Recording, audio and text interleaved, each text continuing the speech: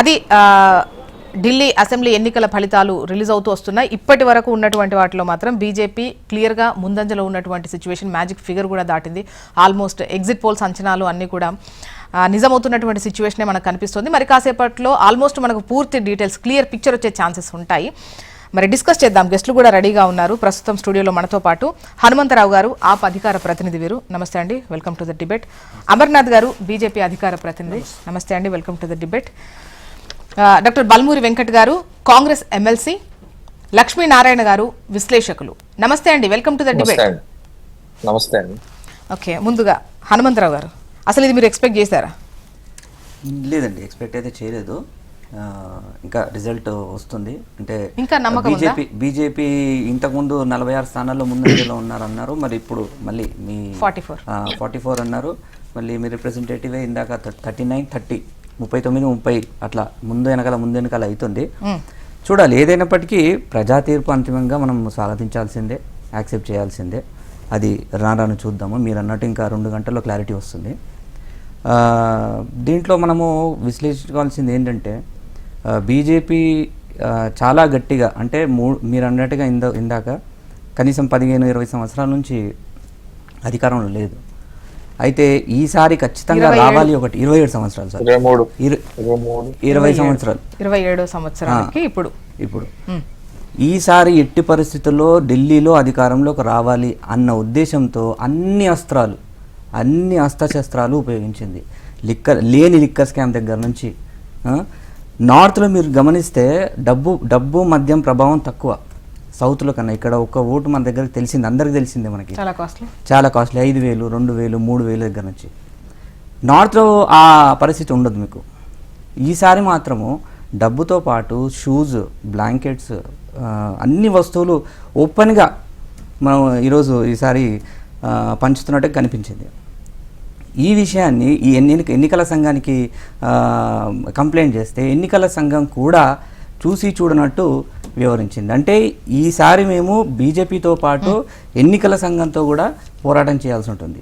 ఒక అడ్వకేట్గా నేను కాన్స్టిట్యూషనల్ అథారిటీని అంత ఈజీగా బ్లేమ్ చేయకూడదు. కానీ ఒక పౌరుడిగా అదే సంస్థ, రాజ్యాంగబద్ధమైనటువంటి సంస్థ ఒకవేళ సరిగ్గా పని చేయకపోతే వేలెత్తి చూపించడం కూడా నా బాధ్యత. ఓకే, అంటే మీ తప్పేమీ లేదు, తప్పని కాదు. ఇప్పుడు గెలుపోటములకు సంబంధించి ప్రజలు చూస్తూ ఉంటారు. ఒకవేళ అది ఇరికించిన కేసు అయితే ప్రజలు అర్థం చేసుకోలేకపోయారంటారా? చెప్తాను. మీరు అన్నదంట దీంట్లో ఏంటంటే, మీకు నాకు ఒక 2 నిమిషాలు పిఎంఎల్ఏ చట్టం ఏం జరిగింది అనేది నేను ఎక్స్ప్లెయిన్ చేస్తాను. ఇంతకుముందు 2002 సంవత్సరంలో పిఎంఎల్ఏ చట్టం తీసుకొచ్చినప్పుడు అది నార్మల్ బెయిల్ రూల్స్ ఏవైతే ఉన్నాయో నార్మల్గా ఉండే. కానీ 2022 సంవత్సరంలో ఒక కొత్త రూల్ తీసుకురావడం జరిగింది, అమెండ్మెంట్. ఏంటి అని అంటే, వీళ్ళు ప్రూవ్ చేసుకోవడం ఒకటైతే, బెయిల్ రావాలి అని అంటే ఈడీ సంస్థ ఏదైతే ఆరోపణ చేసిందో ఈడీ సంస్థనే ఒప్పుకోవాలి. అది ఒప్పుకోకపోతే బెయిల్ ఇవ్వరు. అది రూల్ అమెండ్మెంట్.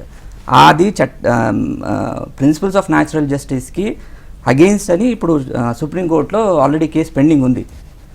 ఈ నేపథ్యంలో బెయిల్ రావడం అసంభవం. ఎప్పుడు వస్తుంది? ఒకే ఒక అంశంలో, ఎప్పుడు అప్రూవర్గా మారితే మాత్రం వచ్చింది. ఎవరికి వచ్చింది? మాగుంట శ్రీనివాసులకి. ఆయన ఎవరు? ఆరోపితుడే. ఇప్పుడు ఎక్కడున్నారు? ఎన్డీఏలో. మరి ఇప్పుడు లిక్కర్ స్కామ్లో ఆరోపితుడు అయినటువంటి మాగుంట శ్రీనివాస్కి అదే మీరు బెయిల్ ఎట్లా ఇచ్చినారు? ఇచ్చినారు. మీరు పార్టీ మీ ఎన్డీఏలో ప్రభుత్వంలో ఎలా చేర్చుకున్నారు? ఆయనకి మోదీ వచ్చి ఈరోజు క్యాంపెయిన్ చేయలేదా ఎంపీ ఎలక్షన్స్లో? అంటే అది నిజమా, ఇది నిజమా? సో ఇదంతా ప్రూవ్ అవ్వాలి అని అంటే 10-15 సంవత్సరాలు అవుతుంది. బురద చల్లి వదిలేయడం అంటే పబ్లిక్కి, ఒక కామన్ ఓటర్కి ఇదంతా అర్థం కాదు. ఏది నమ్మారు, ఏది నమ్మలేదు అనుకుంటున్నారు? అంటే ఇంకా నమ్మకపోవడం అనేది ఇంకా నేను ఇందాక అన్నట్టు చూద్దాము. బట్ ఇప్పుడు ఇదే టైంకి గత టర్మ్ లో మనం చూసుకున్నట్టయితే మీ హవా నడిచింది, చీపురు పట్టుకుని ఊడి చేసిన సిచ్యువేషన్ చూసాం. సో ఇప్పుడు ఇంకా మీరు 2 గంటల తర్వాతే చెప్తాను అని అనుకోవడం అంటే, ఇప్పుడు మీ రిపోర్టర్ చెప్తున్నారు కదా 34 నుంచి 44 నుంచి 39కి వచ్చింది అని.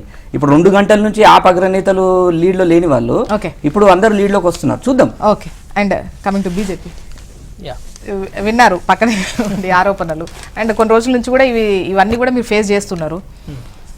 అండ్ ఉచితాలకు సంబంధించి అంటే ఒక్కో రాష్ట్రానికి తేడా ఉంటుంది, వాళ్ళ నీడ్ ఎంత దాన్ని బట్టి చేస్తాము, ఆర్థిక పరిస్థితి బట్టి చేస్తామని అనొచ్చు. కానీ బీజేపీకి గతంలో కన్నా భిన్నంగా అంటే కాంగ్రెస్కు కొన్ని వర్కౌట్ అయ్యాయి కొన్ని గ్యారంటీలు, లేదంటే ఆప్కు కొన్ని వర్కౌట్ అయ్యాయి కాబట్టి మనం అటెంప్ట్ చేద్దాం అన్న దాంతో బీజేపీ ఇక్కడ కొట్టుకొచ్చిందా? అండ్ మోర్ ఓవర్ ఇంకోటి బడ్జెట్ కూడా బాగా కలిసి వచ్చింది. మొదట మీకు అట్లాగే మన ప్యానల్లో మిత్రులకు అందరికీ నమస్కారం అండి. ఇప్పుడు ఈరోజు అరవింద్ కేజ్రీవాల్ గత నెల రోజుల నుంచి ఒకే ఒక విషయం చెప్తున్నారు. ఏం చెప్తున్నారు? నేను ముఖ్యమంత్రి స్థానంలోకి వెళ్ళాలంటే ఫస్ట్ ప్రజా కోర్టులో అంటే ప్రజా తీర్పులో నాకు ఖచ్చితమైన సపోర్ట్ వస్తేనే నేను ముఖ్యమంత్రి అవుతా. సో ప్రజల తీర్పు ఇస్తే నేను ఒప్పుకుంటా. అంటే లిక్కర్ స్కామ్లో ఒక దొంగ దొరికిన తర్వాత ఆయన ఏం చెప్పాడు? పదే నేను ప్రజా కోర్టులో వెళ్తున్నాను, ప్రజలు నన్ను. సో ఇప్పుడు ఏమైంది? ప్రజలు క్లియర్గా చెప్పేసిరు, నువ్వు దొంగవు, నువ్వు జైల్లో ఉండాల్సిన వ్యక్తి, బయట తిరగకు అని క్లియర్గా చెప్పేసిరు కదా ఈరోజు. ఇంకొక 2 గంటల్లో ఇంకా పూర్తిగా వివరాలు మనకు బయటకు వస్తాయి. సో అరవింద్ కేజ్రీవాల్ గారు తను చేసిన తప్పును ప్రజా కోర్టులోకి వెళ్ళారు. ప్రజా కోర్టులోకి వస్తే ప్రజా కోర్టు ఇప్పుడు ఇటు మామూలు కోర్టు తీర్పిచ్చింది, ప్రజా కోర్టు తీర్పింది. రెండో విషయం ఏంటంటే ఇందాక మీరు అడిగిన ప్రశ్నకు మన పక్క రాష్ట్రం ఆంధ్రప్రదేశ్లో వైసీపీ పార్టీ ఓడిపోయింది. వైసీపీ ఎన్ని ఉచితాలు ఇచ్చిందో మనం చూసాం. సేమ్ అరవింద్ కేజ్రీవాల్ కూడా అట్లనే చేశాడు. ఇక్కడ పాయింట్ ఏంటంటే జ్యోత్స్న గారు, అభివృద్ధి అంటే దాదాపు 75 సంవత్సరాల క్రితమే అంబేద్కర్ గారు చాలా చక్కగా వివరించారు పొలిటికల్ పార్టీ ఎట్లా పనిచేయాలని.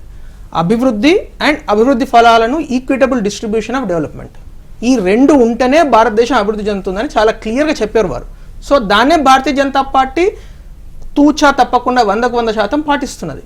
ఇటు అభివృద్ధి చేస్తూ అభివృద్ధి ఫలాలను అందరికీ అందించే ప్రయత్నం. ఇప్పుడు పిఎం ఆవాస్ యోజన కింద ఢిల్లీలో మొన్నటికి మొన్న 94,000 మందికి ఒకే రోజు ఇళ్ల పట్టాలు ఇచ్చారండి. అది సంక్షేమ ఫలితాలు కాదా? సంక్షేమ ఫలాలు కాదా? ప్రతి ఇంటికి నీరు అందిస్తున్నాము, అది సంక్షేమ ఫలాలు కదా. 24 కోట్ల ఇండ్లకు ఈరోజు గత 10 సంవత్సరాలు హర్ ఘర్ నల్ యోజన కింద ప్రతి ఇంటికి నల్ల నీరు అందిస్తున్నారు, అది సంక్షేమ ఫలాలు కదా. అట్లాగే మీరు ఇందాక ఒక విషయాన్ని చెప్పారు, 12 లక్షలు మిడిల్ క్లాస్కు ట్యాక్స్ బెనిఫిట్ ఇవ్వడం అనేది అది సంక్షేమ ఫలాలు కదా. సంక్షేమం అంటే ఏంది? సంక్షేమం అంటే ప్రజల యొక్క ఆర్థిక అసమానతలను లేకుంటే సామాజిక అసమానతలను తీసివేసే ప్రయత్నం చేయడమే సంక్షేమం, అంతే కదా.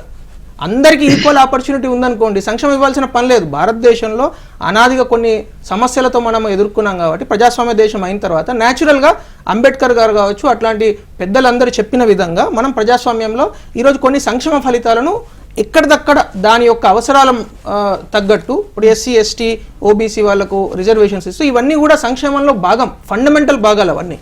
సో ఇప్పుడు మీరు అన్నట్టు ఇందాక ఆయన అరవింద్ కేజ్రీవాల్ ఏమన్నారు, మేము పంజాబ్లో 1,500 రూపాయలు ఇస్తాం ప్రతి మహిళకు అని చెప్పారు. వాళ్ళు ఇవ్వలేకపోయినారు. పంజాబ్లో ఈరోజు చూడండి ఏడుస్తున్నారు పబ్లిక్. అక్కడ ఎంత ఎంటర్ప్రైజింగ్, పంజాబ్లో మ్యానుఫ్యాక్చరింగ్ అంటే పంజాబ్, ఈ ఎక్విప్మెంట్ వస్తున్నాయంటే పంజాబ్, అగ్రికల్చర్ అంటే పంజాబ్, ఇట్లా చెప్పుకున్న పంజాబ్ ఈరోజు అక్కడ ప్రజలు విపరీతమైన రోడ్లు చక్కగా లేకుండా, నల్లాలో రాకుండా సమస్యలతో ఎదుర్కొంటున్నారు. నేను అనే ఒక పాయింట్ ఏంటంటే అరవింద్ కేజ్రీవాల్ అనే వ్యక్తి ఓన్లీ ఉచితాలను తీసుకొని వచ్చి అది కూడా సరిగ్గా ఇంప్లిమెంట్ చేయకుండా, నేను పార్లమెంట్ ఎన్నికల్లో ఢిల్లీలో క్యాంపెయిన్కి వెళ్ళిన 15 రోజులు అక్కడ క్యాంపెయినింగ్ చేసిన. నేను ఒక ఎగ్జాంపుల్ చెప్తాను. సుల్తాన్పురి అని ఒక ప్లేస్ ఉంటుంది, దాదాపు 200 మీటర్లు గుట్టపై నుంచి కిందికి వచ్చి మహిళలు రోజు నీళ్లు తీసుకొని వెళ్తారు. నీళ్లు ఫ్రీనే కింద, కానీ పైపు ఇక్కడ నుంచి పైకి వేసే పరిస్థితి లేదు అరవింద్ కేజ్రీవాల్కు. సో అటువంటి అంటే బేసిక్ అభివృద్ధి పనులు కూడా చేయకుండా నేను ఓట్లు అడుగుతా అంటే ఢిల్లీ ప్రజలు పొమ్మన్నారు. సో ఈరోజు ఏ పార్టీ అయినా సరే అండి, ఏ పార్టీ అయినా అభివృద్ధి అండ్ సంక్షేమ ఫలాలను ఈక్వల్గా బ్యాలెన్స్ చేయకుంటే ఇదే గతి పడుతుంది అనేది మనం ఆంధ్రప్రదేశ్లో విషయం, అట్లాగే అరవింద్ కేజ్రీవాల్ విషయంలో కూడా చూస్తున్నాం. సో అది చాలా క్లియర్. సో ఈరోజు ఢిల్లీలో ప్రధానమంత్రి మోడీ గారి మోడల్ ఏదైతే ఉందో దాంతో రేపు రాబోయే రోజుల్లో Bharatiya Janata party chief minister ఎవరైనా నెక్స్ట్ 5 years లో ఢిల్లీని ఒక అద్భుతమైన నగరంగా తీర్చిదిద్దేందుకు అన్ని రకాల ప్రయత్నాలు చేస్తాం. ఓకే, ఒకసారి కాంగ్రెస్ వర్షం తీసుకుందాం. వెంకట్ గారు నమస్తే అండి. చెప్పండి, అంటే ఈసారి కూడా ఖాతా తెరవలేకపోవడానికి ఏంటి అంటే 10 ఏళ్ల తర్వాత ఖచ్చితంగా ఒక హోప్ అనేది ఉంటుంది, అండ్ ఈ థర్డ్ టర్మ్ లో కూడా ఏంటి? ఒకటండి, ఈ రోజున్న పరిస్థితుల్లో అరవింద్ కేజ్రీవాల్ గారు దానికి సంబంధించి వారి పార్టీ పైన వచ్చిన సీరియస్ అలిగేషన్స్ అండ్ ఇక్కడ లిక్కర్ స్కామ్ లో టిఆర్ఎస్ తోటి వారికి ఉన్న లోపాయి ఒప్పందాలు కవిత గారితో ఇవన్నీ చూసి చాలా క్లియర్ గా we have gone individually in this elections as Congress. And మా ఓట్ షేర్ 7% ఓట్ షేర్ పెరిగింది. లాస్ట్ టైం ఇట్ వాస్ 4%, ఇప్పుడు 7% తోటి 10 to 11% ఓట్ షేర్ తోటి ఎన్నికల్లో ఉంది. ఒక సీట్ లో ఏదో కాంగ్రెస్ లీడ్ లో ఉందండి. ఇప్పుడున్న లేటెస్ట్ అప్డేట్స్ ప్రకారం ఒక సీట్ లో కాంగ్రెస్ లీడ్ లో ఉంది. అండ్ ఉన్న పరిస్థితుల్లో ప్రజాస్వామ్యంలో ఏదున్నా కూడా ప్రజలు ఏ తీర్పునిచ్చినా తీర్పుని గౌరవించాల్సిన అవసరం ఉంది. At the same time Delhi పరిస్థితులు ప్రత్యేకమైన పరిస్థితులు, అక్కడ సమస్యలు ఏవైతున్నాయో పొల్యూషన్ పైన కానివ్వండి, వాటర్ పొల్యూషన్ పైన కానివ్వండి, ఇటువంటి ఇష్యూస్ ని పక్కనున్న రాష్ట్రాలతో జరుగుతున్న ఇబ్బందుల రీత్యా ఈ సమస్యలన్నీ పరిష్కరించాలంటే కేంద్రంలో అధికారంలో ఉన్న పార్టీకి పట్టం పడితే పరిష్కారం అవుతాయి అని చెప్పి ప్రజలు భావించినట్టు కనబడుతున్నాయి పోల్స్ చూసుకుంటే. అండ్ దానితో పాటు అరవింద్ కేజ్రీవాల్ గారు ఏదైతే తనను తాను మొదట ఎస్టాబ్లిష్ చేసుకున్నప్పుడు అన్నా హజారే గారు, అరవింద్ కేజ్రీవాల్ గారు వీరందరూ కలిసి మూవ్మెంట్ స్టార్ట్ చేసిందే కరప్షన్ పైన. ఈ రోజు ఆ కరప్షన్ లో కంప్లీట్ గా అరవింద్ కేజ్రీవాల్ గారు కూరుకపోవడం తోటి అండ్ వారి పైన ఉన్న ఒక యాంటీ ఇన్కంపెన్సీ తోటి అండ్ వారితో పాటు నేనే సుప్రీం అని భావించిన దానికి ఉన్న పరిస్థితుల రీత్యా, అక్కడ ఉన్న ప్రత్యేకమైన పరిస్థితుల రీత్యా అండ్ ఏదైతే బీజేపీ పార్టీకి ఉన్న కంప్లీట్ మెకానిజం, ఇంతకు మా సోదరులు మాట్లాడుతూ ఈక్విటీగా ఈక్వల్ గా భారతీయ జనతా పార్టీ అందరికీ సమానంగా సముచిత న్యాయం చేస్తుంది అని అంటే, సరే సమానంగా చేస్తుందా, ఎలక్షన్స్ పరంగా కొన్ని రాష్ట్రాలకు ఎక్కువ చేస్తుందా, తక్కువ చేస్తుందా, స్కీమ్స్ ని కేవలం ఎలక్షన్స్ కోసం ఏ రకంగా ఉపయోగిస్తుంది అనేది భారతదేశ ప్రజలందరూ కూడా కళ్ళకు కట్టినట్టుగా కనబడుతుంది. And at the same time Arvind Kejriwal garu కూడా ఇది ఒక ప్రాపర్ లెసన్, అంటే వారు చేసిన తప్పులకి వెంకట్ గారు కాంగ్రెస్ అండ్ ఆప్ ఇండివిజువల్ గా అంటే పోటీ చేయడము అనేది కూడా రెండు రకాలుగా వినిపిస్తోంది. ఒకటేమో వాళ్ళంతటా వాళ్ళు ముందుగా మేము విడిగానే కంటెస్ట్ చేస్తామని చెప్పింది ఒకటి, మళ్ళీ కొంతమంది కాంగ్రెస్ నేత లేదు వాళ్ళ అవినీతి అని చెప్పేసి మీరే అంటున్నారు. కొన్ని సందర్భాల్లో వాళ్ళ గురించి మీరు పోరాటం చేశారు, లైక్ ఇప్పుడేమో ఇండివిజువల్ కంటెస్ట్ చేశారు. అంటే ఈ ఒక క్లారిటీ మిస్ అయ్యి రేపటి రోజున వాట్ అబౌట్ ఇండి కూటమి అనేది కూడా ఒక క్వశ్చన్ రైజ్ అవుతోంది. Madam very clear, Bharatiya Janata పార్టీని ప్రజలు కంప్లీట్ గా, భారతదేశ ప్రజలు భారతీయ జనతా పార్టీకి అగేనెస్ట్ గా భారతీయ జనతా పార్టీని దాన్ని కంప్లీట్ గా రేపు అధికారంలోకి వెళ్ళి వాళ్ళని అధికారాన్ని గుంజుకోవాలి, అధికారాన్ని వాళ్ళకి రానివ్వకుండా ఉండాలని ప్రజలు విశ్వసించారు. కాబట్టి మొన్న 400 పార్ అంటే చాలా క్లియర్ గా రాహుల్ గాంధీ గారి నాయకత్వంలో వారు చేసిన భారత్ జోడో యాత్ర తర్వాత ఫలితాలు ఏ విధంగా ఉన్నాయో చూడడం జరిగింది. అంటే వాట్ ఈస్ పబ్లిక్ పర్సెప్షన్ అనేది, గతంలో ఉన్న దానికి వాళ్ళకున్న దానికి డిఫరెన్స్ ఏమైంది, ఏ రకంగా ఉందనేది.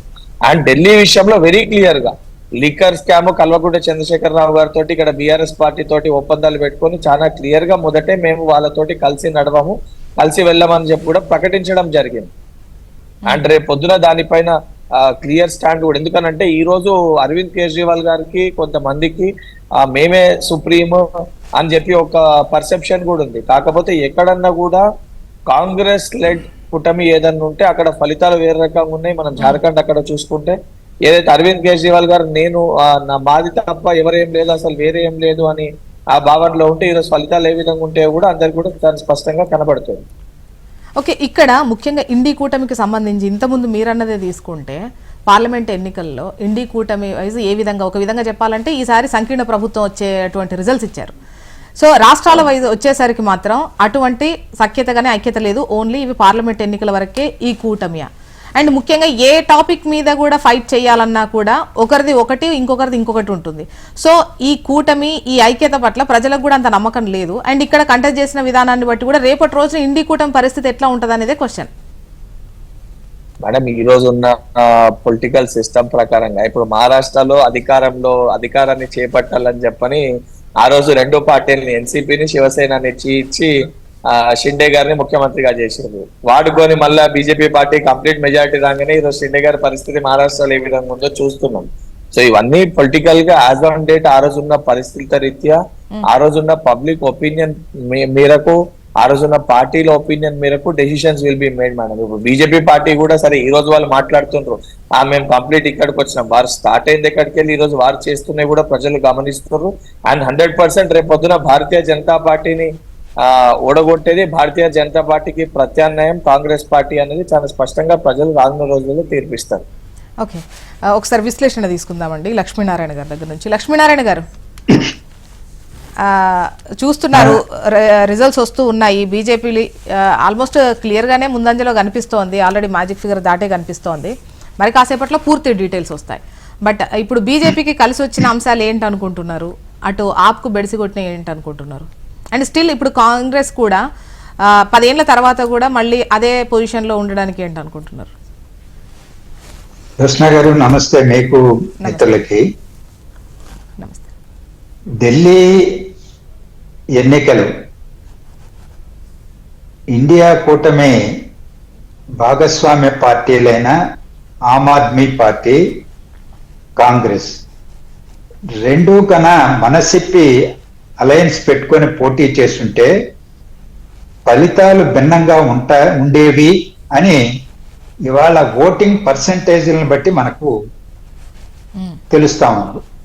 43% ఆమ్ ఆద్మీ పార్టీకి వస్తే 6.7% పైన కాంగ్రెస్ పార్టీకి, అంటే ఇరువురికి కలిసి దాదాపుగా 50% ఓట్లు వస్తున్నాయి. సీట్లు ఎన్ని అనేది పక్కన పెడదాం. రెండవది, భారతీయ జనతా పార్టీకి లోక్సభ ఎన్నికల్లో 54 నుంచి 55% ఓట్లు వస్తే ఇప్పుడు అసెంబ్లీ ఎన్నికల్లో 48% వరకే ఓట్లు వచ్చినట్టుగా ప్రస్తుత గణాంకాలు తెలియజేస్తామన్నాయి. అంటే దాదాపు 1.5% నుంచి 2% వరకు ఆమ్ ఆద్మీ పార్టీ, కాంగ్రెస్ కలిస్తే ఆధిక్యతలో ఉన్నారు. కానీ సీట్ల పరంగా చూస్తే చాలా పెద్ద తేడా బీజేపీకి, ఆమ్ ఆద్మీ పార్టీకి ఉన్నది. అందువల్ల కలిసి పోటీ చేస్తుంటే ఫలితాలు భిన్నంగా ఉండేవి అని చెప్పడానికి ఇది ఒక ప్రాతిపదిక. రెండవది, భారతీయ జనతా పార్టీ అధికారంలో ఉన్నది. గతంలో లోక్సభ ఎన్నికల్లో బీజేపీకి 7కి 7 గెలిపించారు. అసెంబ్లీ ఎన్నికల్లో ఆమ్ ఆద్మీ పార్టీని గెలిపించారు. మోడీ గారు 11 సంవత్సరాలుగా అధికారంలో ఉన్నారు. ఆమ్ ఆద్మీ పార్టీ కూడా 9 సంవత్సరాలకు పైచిలకు అధికారంలో ఉన్నది. ప్రభుత్వ వ్యతిరేకత అనేది రాష్ట్ర ప్రభుత్వానికి, ఆమ్ ఆద్మీ పార్టీకి ఉన్నది, బీజేపీకి ఉన్నది. ఈరోజు ఒకటి సానుకూలమైంది, ఒక మిత్రుడు ప్రస్తావించినట్టుగా ఒక 2-3 రోజుల తేడాతోనే ఎన్నికలు బడ్జెట్ తర్వాత జరిగాయి. ఆదాయ పన్ను 12 లక్షల వరకు పెంచడం మినహాయింపుది, అది తప్పనిసరిగా ఎంతో కొంత మేరకు ప్రభావాన్ని కలిగించి ఉంటుంది.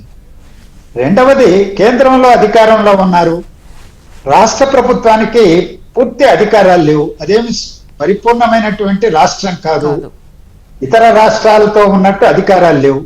అనునిత్యం కేంద్ర ప్రభుత్వానికి, రాష్ట్ర ప్రభుత్వానికి మధ్య ఘర్షణ జరుగుతూనే ఉన్నది ఈ హక్కులకు సంబంధించి. ఇది ఇబ్బందికరంగా కూడా అభివృద్ధికి సంబంధించి పరిణమించిన పరిపాలనలో ఒక అసౌకర్యమైనటువంటి పరిస్థితిని కూడా మనం గమనిస్తూనే ఉన్నాం.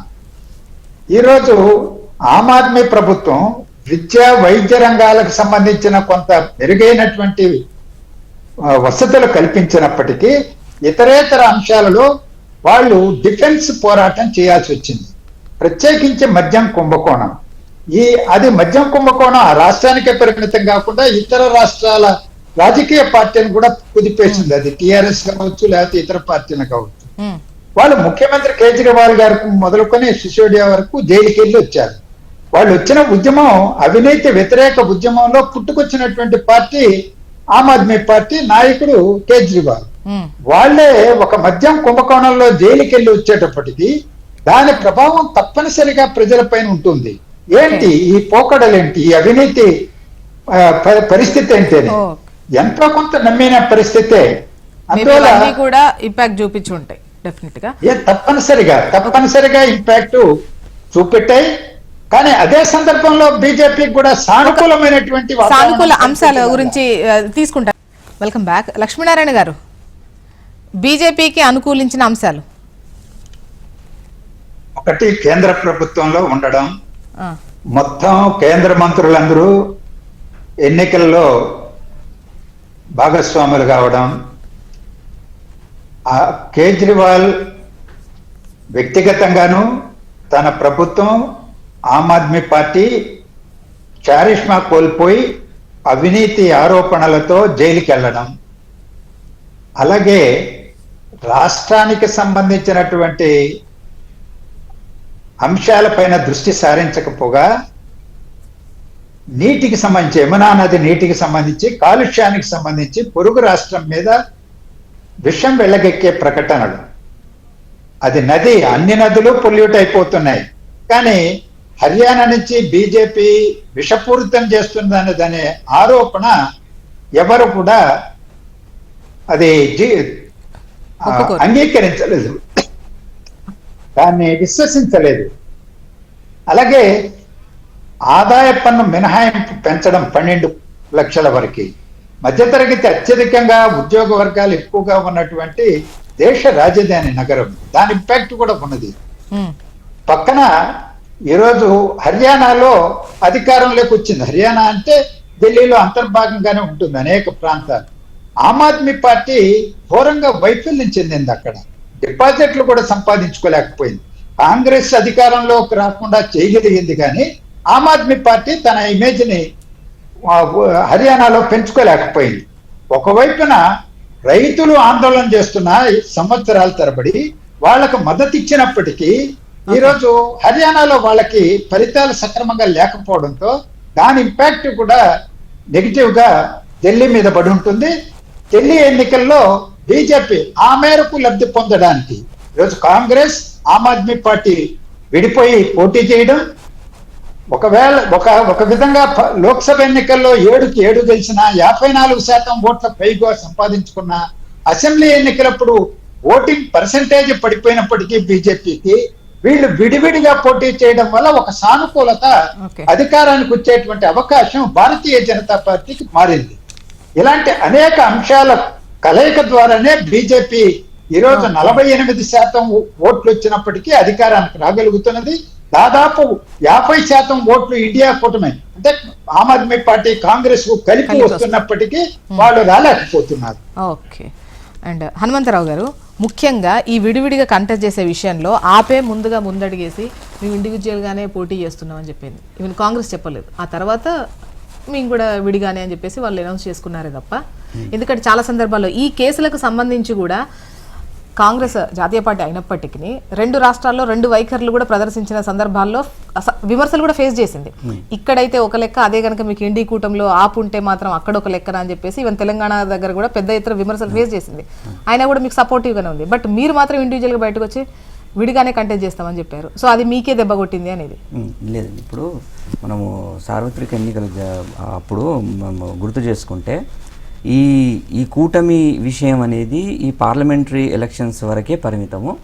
ఎక్కడెక్కడైతే రాష్ట్రాల్లో ఎలక్షన్స్ జరుగుతాయో అక్కడున్న లోకల్ పరిస్థితిని బట్టి, అక్కడ ఉన్న ఆ యొక్క రాష్ట్రం యొక్క పరిస్థితులను బట్టి మేము అప్పుడు అంచనా వేసుకొని అప్పుడు కూటమి ఉంటుందా లేదా అనేది తేల్చుకుంటాం. కానీ ఈ ఇండియా కూటమి అనేది ఓన్లీ పార్లమెంటరీ ఎలక్షన్స్ వరకే పరిమితం అని అప్పటి నుంచి క్లారిటీ ఉందండి. అది ఇప్పుడు సడన్గా స్టాండ్ చేంజ్ చేసింది ఏమీ లేదు. అయితే తర్వాత హర్యానా ఎలక్షన్స్లో కూడా మీరు గమనిస్తే అప్పుడు కూడా ఈ ఇండియా కూటమి పార్లమెంటరీ ఎలక్షన్స్ సంబంధం లేకుండా అది అయిపోయిన తర్వాత ఫ్రెష్గా టాక్స్ స్టార్ట్ చేసి అక్కడ ఏదో చర్చలు విఫలం అయ్యి తర్వాత మేము ఇండివిజువల్గానే పోటీ చేస్తున్నామని ప్రకటించడం జరిగింది. అట్లా హర్యానాలో వేరువేరుగా పోటీ చేసినాం. ఢిల్లీలో కూడా అదే. ఇక్కడ లోకల్ పరిస్థితులను బట్టి, ఎందుకంటే లోకల్గా ఢిల్లీలో అసలు ఏ మాత్రం కూడా భావసారూప్యం కానివ్వండి లేకపోతే ఇంకో ఆలోచనలో కలిసే ప్రసక్తే లేదు. అక్కడ ఇప్పుడు ఢిల్లీ విషయానికి వస్తే కాంగ్రెస్ కన్నా మీరే పెద్దది, డౌట్ లేదు. ఇన్ని విషయాలు మీకు ప్రతికూలంగా మారుతాయేమన్న డౌట్ ఉండే. అఫ్ కోర్స్ కేజ్రీవాల్ గారి లైఫ్ స్టైల్ చివరి టైంలో అది కూడా ఏదైనా అవుతుందా అనేది రెండో విషయం. ఈ స్కామ్ కోసం అది అవునా కాదా తర్వాత ఇప్పుడు పొలిటికల్ పార్టీస్ అన్ని కేసులను ఎలా చూస్తాయి, ఎంతవరకు రాజకీయంగా డ్యామేజ్ అయిందా లేదా అని తీర్పుల తర్వాత లెక్క వేరు. ఒకవేళ ఆ తర్వాత ముత్యంలా మీరు బయటకు వచ్చిన అనవసరం, ఇప్పుడు ఏం తేలుతుందని. సో ఇటువంటి అంచనాలు మీకు లేకుండా ఉండేనా, లేదంటే ఇంకా ఈ 10 ఏళ్ల తర్వాత కూడా అదే అభిప్రాయం మీకు మీ పైన ప్రజలకు ఉందన్నటువంటి కాన్ఫిడెన్స్ తో వెళ్ళడమే మీకు బెడిసి కొట్టిందా? అంటే లేకుండా ఉందండి, అంచనా ఉంది. కాకపోతే ఇప్పుడు ఒక నేరం ఆరోపితం చేసిన తర్వాత మా చేతుల్లో ఏముంటుంది, న్యాయస్థానంలో అప్రోచ్ అవుతాము, ప్రజాకోర్టులో తేల్చుకుంటాం. రెండు కోర్టులో తెలుసు. అంటే గెలుపు విషయంలో ఇవి అంటే తర్వాత కూటమి కట్టడం, ఎవరిని కలుపుకొని వెళ్ళాలి, అది మీ చేతుల్లో ఉంటది. ఇప్పుడు తీర్పులు రావడము, నిరూపించుకోవడము అక్కడి వరకు ఓకే. వచ్చే వరకు అంటే ఈ పొలిటికల్ డ్యామేజ్ కు బాధ్యత కానీ లేకపోతే భరించాల్సింది మీరే కదా. ఇంకా చెప్పాలంటే ఇప్పుడు మీరు ఢిల్లీలో చూసుకోండి, అక్కడ పరిస్థితులు ఏంటంటే ఇప్పుడు నేషనల్ లెవెల్లోనేమో మీరు అన్నట్టుగా రాహుల్ గాంధీ గారు ఆమ్ ఆద్మీ పార్టీకి లిక్కర్ స్కామ్ గురించి సపోర్ట్ చేయడం జరిగింది. ఇది కాదు, అది అంత అన్యాయంగా ఆపోజిషన్ లీడర్స్ జైల్లో వేస్తున్నారని. కానీ లోకల్గా అక్కడ లీడర్షిప్ సందీప్ దీక్షిత్ కానీ అజయ్ మాకన్ కానీ వీళ్ళు ఏమంటున్నారు, అసలు ఖచ్చితంగా కరప్షన్ జరిగింది అని వీళ్ళు వెళ్ళి స్వయాన రిప్రజెంటేషన్స్ ఇస్తున్నారు ఎల్జీకి. సో అక్కడ ఇప్పుడు వాళ్ళే ఆరోపణ చేసినప్పుడు స్టార్ట్ అయింది వాళ్ళ దగ్గర నుంచి అలాంటప్పుడు వాళ్ళతో జత కట్టడం అనేది కొంచెం మళ్ళీ పబ్లిక్ అది రాంగ్ మెసేజ్ వెళ్తుంది. సో ఆ రకంగా అక్కడ ఢిల్లీలో ఇది. ఇంకొకటి ఇప్పుడు అవినీతి అనుకుంటే ఇప్పుడు బీజేపీలో ఉన్న చాలా వరకు లీడర్షిప్ అందరూ వేరే పార్టీలోంచి అవినీతి ఆరోపణలు ఎదుర్కొని వచ్చిన వాళ్ళు అందరూ వస్తున్నారు, వాషింగ్ మెషిన్లో క్లీన్ అయిపోయి వస్తున్నారు. ఇప్పుడు అజిత్ పవార్ ఉన్నారు, 1200 కోట్ల స్కామ్ అన్నారు, ఇప్పుడు ఎక్కడున్నారు? హిమంత బిశ్వా శర్మ, అమిత్ షా గారు పాంఫ్లెట్స్ రాసి హిమంత బిశ్వా శర్మ 400 కోట్లు అవినీతి జరిగింది, మేము అతను జైలు వేస్తామన్నారు. ఇప్పుడు సీఎం, బీజేపీకి సీఎం అయినా. జగన్ భుజ్బల్ ఫైల్ అయితే మీరు కోర్టులో ఈడీ వచ్చి ఆయన ఫైలే మొత్తం కాలిపోయింది లేదు అన్నారు. అంటే జాయిన్ అయిన తర్వాత, జాయిన్ అవ్వక ముందు ఈడీ, ఐటీ, ఇన్కమ్ ట్యాక్స్ మొత్తం రేడింగ్. అమర్నాథ్ గారు, అంటే ఇప్పుడు జ్యోత్స్న గారు మనము అబ్జర్వ్ చేయాల్సిందంటే ఇప్పుడు ప్రజా కోర్టులో ఒక తీర్పు వచ్చింది. ఏం తీర్పు వచ్చింది? అరవింద్ కేజ్రీవాల్ పైన ఒక రిఫరెండం లాగా అరవింద్ కేజ్రీవాలే మార్చుకున్నాడు. ఏంది, నేను దొంగను కాదా అనేది మీరే తేల్చండి అని ప్రజా కోర్టుకు వెళ్ళినప్పుడు వాళ్ళు తేల్చి పడేశారు ఆయన దొంగ అని. ఈరోజు చూడండి, మీరు రాబోయే రోజులలో ఆయనతో పాటు ఇక్కడ ఉన్న అక్క కూడా వెళ్తుంది జైలుకు. ఎందుకంటే ఈ లిక్కర్ స్కామ్ అనేది చాలా కేటగారికల్గా ఈడీ కానీ సుప్రీంకోర్టుకు 3 సార్లు వెళ్ళాడు అరవింద్ కేజ్రీవాల్, నాకు బెయిల్ ఇవ్వండి. చివరికి నేను బయటకెళ్ళి క్యాంపెయిన్ చేసుకుంటే దానికన్నా బెయిల్ ఇవ్వండి దానికి ఇచ్చింది సుప్రీంకోర్టు. నాట్ దట్ ఆయన ఏదో చాలా గొప్ప పని చేశాడు, లేకుంటే ఆయన పైన అసలు తప్పు ఆరోపణలు అని చెప్పి బెయిల్ ఇవ్వలేదు. బెయిల్ ఎందుకు ఇచ్చారంటే, అయ్యా బాబు నేను బయటకు వెళ్ళి కనీసం క్యాంపెయిన్ చేసుకుంటే, లేకుంటే వీళ్ళు నన్ను ఓడగొడతారు అని అడుక్కుంటే చివరికి సుప్రీంకోర్టు అలాంటి బెయిల్ ఇచ్చింది. అంతేగాని నార్మల్ బెయిల్ కాదు అది. ఈవెన్ డబ్బుల లెక్క కూడా ఏం తేలలేదు ఇంతవరకు, ఎటువంటి ఆధారాలు సేకరించారని చెప్పేసి కూడా గట్టిగానే ప్రొసీజరల్ డిస్క్రిపెన్సీస్ అవి. అది ఈడీకి అగైన్స్ట్ గా మాట్లాడిన ప్రొసీజరల్ డిస్క్రిపెన్సీస్ పైన మీరు టైంకు ఇవ్వాలి కదా, ఇంత అంటే ఇంకా తేల్చలేదు, ఇంకొన్ని రోజులు పడుతుంది మాకు అని ఈడీ టైం తీసుకోవచ్చు. అది ప్రొసీజరల్ డిస్క్రిపెన్సీ. అంతేగాని ఫండమెంటల్గా అక్కడ స్కామ్ జరిగిందా లేదా అని ఎల్జీ కావచ్చు, సిబిఐ కావచ్చు, ఈడీ తేల్చేసేది. అమర్నాథ్ గారు, ఓన్లీ ఈ ప్రచారం కోసమే వెళ్ళిరండి, క్యాంపెయిన్ కోసమే వెళ్ళిరండి అంటే మళ్ళీ తిరిగి వచ్చే టైం కూడా ఇస్తారు కదా. వస్తారు. ఇప్పుడు నెక్స్ట్ అదే అలా ఎలా ఉంటుంది? ఇప్పుడు అంటే ప్రచారం అయిపోయి 4 రోజులు. ఇప్పుడు ఎన్నికలు అనేవి డేట్ ఫిక్స్ అయిన టైంలో ఎగ్జాక్ట్లీ అప్పటికప్పుడు వచ్చేది రేపో ఎల్లుండో ఉంటది కావచ్చు అనుకునేవి కావు. కరెక్ట్ చేసుకోవాలండి. ఆ తర్వాత మళ్ళీ రమ్మని చెప్పి ఇప్పుడు మళ్ళీ రమ్మనే టైం వచ్చేసింది అంటున్నాను నేనేం మీకు నాట్ గివింగ్ బెయిల్ ఇవ్వడమే పర్టికులర్ టైం పీరియడ్ తో ఇస్తారు కదా. ఇదే అంటే ఐ డోంట్ నో, నేను టెక్నికాలిటీస్ లోకి వెళ్ళట్లేదు. టైం ఇచ్చారు ఇవ్వలేదు అనేది ఇక్కడ మీరు చెప్పిన దానికి ఫ్యాక్ట్స్ కరెక్ట్ చేసుకోవాలి మిత్రులు. కోర్టు, సుప్రీం కోర్టు బెయిల్ ఇవ్వడము ఎలక్షన్స్ గురించి ఇవ్వలేదండి. అంటే దాన్ని ఇంటర్మ్ బెయిల్ అంటాం.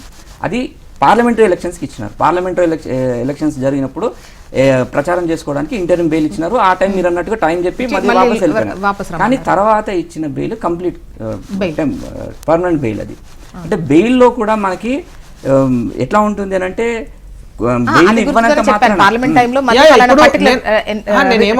జ్యోత్స్న గారు, అంటే ఇప్పుడు మీరు it's a political perception game, right? So ఈ పర్సెప్షన్ గేమ్ లో మీరు ప్రజల దగ్గరికి వెళ్ళినప్పుడు నేను ఇప్పుడు అసలు భారతీయ జనతా పార్టీ అనలేదు మీరు తేల్చండి ఆయన దొంగన కాదా అని. భారతీయ జనతా పార్టీ ఆయనే అన్నాడు. ఆయన ఏమన్నాడు? నేను కడిగిన ముత్యము, నేను ప్రజా కోర్టులో చాలా క్లియర్గా నేను బయటకు వస్తా అని చెప్పారు. Coming back to Congress party, unfortunately Congress party ఈరోజు బెంగాల్ కానీ తర్వాత ఢిల్లీ కానీ ఇట్లాంటి ప్లేసెస్లో ఎలాంటి పరిస్థితికి వచ్చిందండి? 2nd, 3rd, 4th, 5th ప్లేయర్కి వెళ్ళిపోయింది. ఎందుకంటే ఈరోజు బెంగాల్లో కూడా ఇంతే. వాళ్ళు ఏం చేస్తున్నారు? ఆ రాహుల్ గాంధీ గారేమో అంటే అరవింద్ కేజ్రీవాల్కి అగేన్స్ట్గా చాలా క్యాంపెయిన్ చేశారు మొన్న. అయినా కూడా కింద కార్యకర్తలు, కింద నాయకులు సరెండర్ అయిపోతున్నారు. ఈరోజు 6.6%, 6.7% is not expected by the party. Congress party 11-12% రావాలి అక్కడ. ఎందుకంటే వాళ్ళకు ఫండమెంటల్గా అంత ఓటు ఉంది. మేడం 15 సంవత్సరాలు అంటే 1998 నుంచి 2013 వరకు కంటిన్యూస్గా పరిపాలన చేశారండి అక్కడ. అన్ని సంవత్సరాలు 15 సంవత్సరాలు పరిపాలన చేసిన ఒక పార్టీ ఈ రోజు కనీసం 10% ఓటు కూడా తెచ్చుకోలేకపోతున్నదంటే ఇది ఖచ్చితంగా కాంగ్రెస్ పార్టీ మళ్ళీ వాళ్ళ బోర్డు రూమ్కి వెళ్తారా లేకుంటే ఇటలీకి వెళ్తారా ఎక్కడికో వెళ్ళి వాళ్ళు తేల్చుకోవాల్సిన అక్కర ఉన్నది.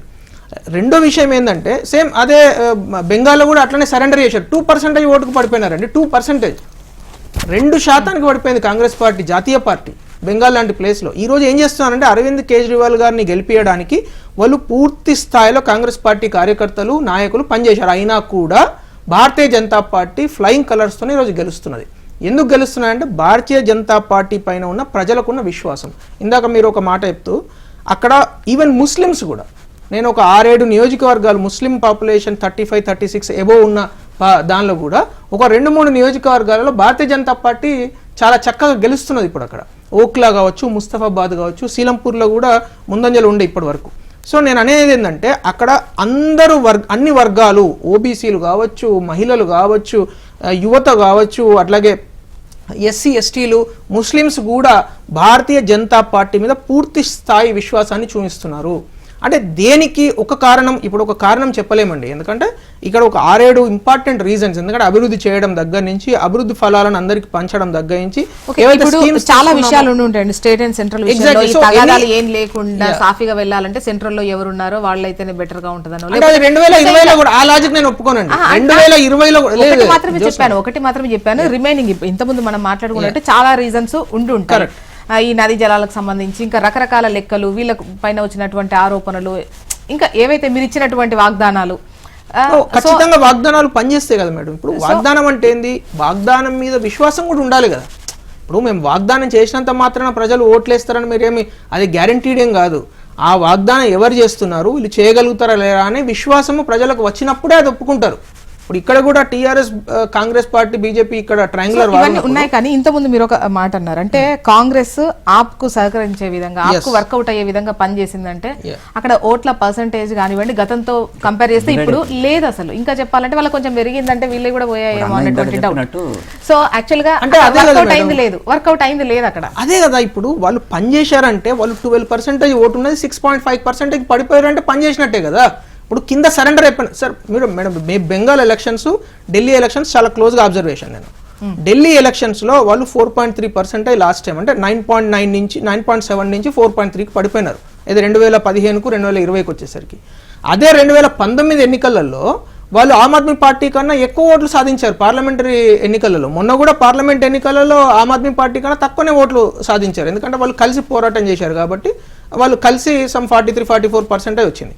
నేను అనేది ఏంటంటే అరవింద్ కేజ్రీవాల్ ఆమ్ ఆద్మీ పార్టీని ఎట్టి పరిస్థితులలో గెలిపివ్వాలి, బీజేపీ పార్టీని ఎట్టి పరిస్థితుల్లో రానివ్వద్దు అనే ఉద్దేశంతో కింద కార్యకర్తలు, పైన ఏదైనా ఉండనండి, కింద ఏమైతుందంటే సరెండర్ అయిపోతున్నారు. వాళ్ళు క్యాంపెయినింగ్ చేయలేదు. 3 రోజుల ముందు తట్టబుట్ట సర్దుకొని హోటళ్లలో వండుకున్నారు. కావాలంటే మీరు కాంగ్రెస్ పార్టీ నాయకులను అడగండి, అసలు ఎవరు మీరు కనబడ్డారు లాస్ట్ 3-4 డేస్? ఎవరు కనబడలే. ముందు రాహుల్ గాంధీ గారు చాలా పెద్ద మాటలు, పెద్ద ఉపన్యాసాలు చేశారు. కానీ లాస్ట్ 3-4 డేస్ ఎప్పుడైతే చాలా ఇంపార్టెంట్ క్రూషియల్ టైం ఉంటుందో ఎన్నికలకు, ఆ టైంలో వాళ్ళు పూర్తిగా సరెండర్ అయిపోయి వాళ్ళు తట్టబుట్ట సర్దుకొని ఇళ్లలో పడుకున్నారు. సో అది చాలా క్లియర్ గా పనిచేసిందని నేను నమ్ముతున్నా. ఎందుకంటే 6.6 is what not we have expected. We have expected 11 to 11.5% for Congress party. వాళ్ళు ఒకవేళ 11-12% గిట్ట ఇవాళ తెచ్చుకొని ఉంటే భారతీయ జనతా పార్టీకి 55-56 స్థానాలు వస్తుండే. అందు గురించి అట్లా రానివ్వద్దు, వాళ్ళని ఎట్టి పరిస్థితుల్లో వాళ్ళని ఆపాలనే ఉద్దేశంతో ఈ కాంగ్రెస్ పార్టీ నాయకులు, కార్యకర్తలు ఆమ్ ఆద్మీ పార్టీ ఉద్దేశం ఉంటే కలిసిపోయే వాళ్ళుగా. కలిసిపోతే ఇంకా డేంజర్ కదా. కలిసిపోతే అప్పుడు బైలాటరల్ ఫైట్ లో అసలు ఇంకా చాలా స్పీడ్ గా భారతీయ జనతా పార్టీ ముందుకెళ్తుంది. ఎందుకంటే నంబర్స్ అట్లా లేవు. నేను ఒక మాట అంటే numbers you can adjust A+B అట్లా ఉండదు కదా బ్రదర్. ఇప్పుడు నెంబర్స్ అట్లా యాడ్ కాదు. ఇప్పుడు యాంటీ కరప్షన్ క్రూసేడర్ గా కేజ్రీవాల్ ఎవరికి అగేన్స్ట్ గా వచ్చారు మేడం? 2013లో యూపీఏ అగేన్స్ట్ గా వచ్చారు. అంటే కాంగ్రెస్ పార్టీని తిట్టకుండా శిలా దీక్షిత్ పైనే గెలిచి, అంటే 3 సార్లు వరుసగా ముఖ్యమంత్రిగా చేసిన ఆ అభ్యర్థి పైన న్యూఢిల్లీలో గెలిచి ఆయన నాయకుడు కావడం జరిగింది. అది మనందరం చూసింది. ఆయన ఎక్కువ తిట్టింది ఎవరిని? కాంగ్రెస్ పార్టీని. ఎక్కువ మాటలన్నది ఎవరిని? ఎక్కువ కరప్షన్ గురించి హైలైట్ చేసింది ఎవరిని? కాంగ్రెస్ పార్టీని. సో ఆ కెమిస్ట్రీ వర్కౌట్ కాదు ఢిల్లీలో ఎప్పటికి కూడా. It is arithmetic and chemistry, both should work in elections. Chemistry work out కానప్పుడు అరవింద్ కేజ్రీవాల్ చేసింది అరవింద్ కేజ్రీవాల్ లాభం కోసమే చేశాడు. కానీ కాంగ్రెస్ పార్టీ ఎందుకు సరెండర్ అవుతున్నది అనేది నా ప్రశ్న. కాంగ్రెస్ పార్టీ ఎందుకు ఇంత దుర్గతికి వెళ్ళాల్సి? లక్ష్మీనారాయణ గారి విశ్లేషణ తీసుకుందాం ఈ పాయింట్ లో. లక్ష్మీనారాయణ గారు. ఒకటమ్మా, ఆమ్ ఆద్మీ పార్టీ వ్యవస్థాగతంగా బలహీనపడింది. దానికి అనేక కారణాలు ఉన్నాయి. అలాగే పార్టీ నుంచి చాలా మంది ప్రముఖులు మొదట పార్టీలో పెట్టినప్పుడు వచ్చినటువంటి వాళ్ళు, ఎమ్మెల్యేలుగా మంత్రులుగా ఉన్నటువంటి పనిచేసిన వాళ్ళు కూడా పార్టీని వదిలిపెట్టి బయటికి వెళ్ళిపోయారు. అది బీజేపీలో చేరారు, రకరకాలుగా వెళ్ళిపోయారు. నాయకుడు దొంగ అయితే ఏం చేస్తారు సార్ మారకుంటే? దొంగని మీరు అట్లా అట్రిబ్యూట్ చేయొద్దులేండి. ప్రజలే చెప్పారు ఇదైతే ఇలా మీరు దొంగని ఇప్పటికి 4 సార్లు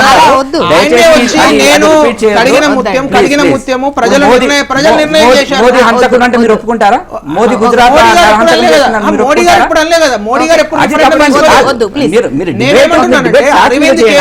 అరవింద్ కేజ్రీవాల్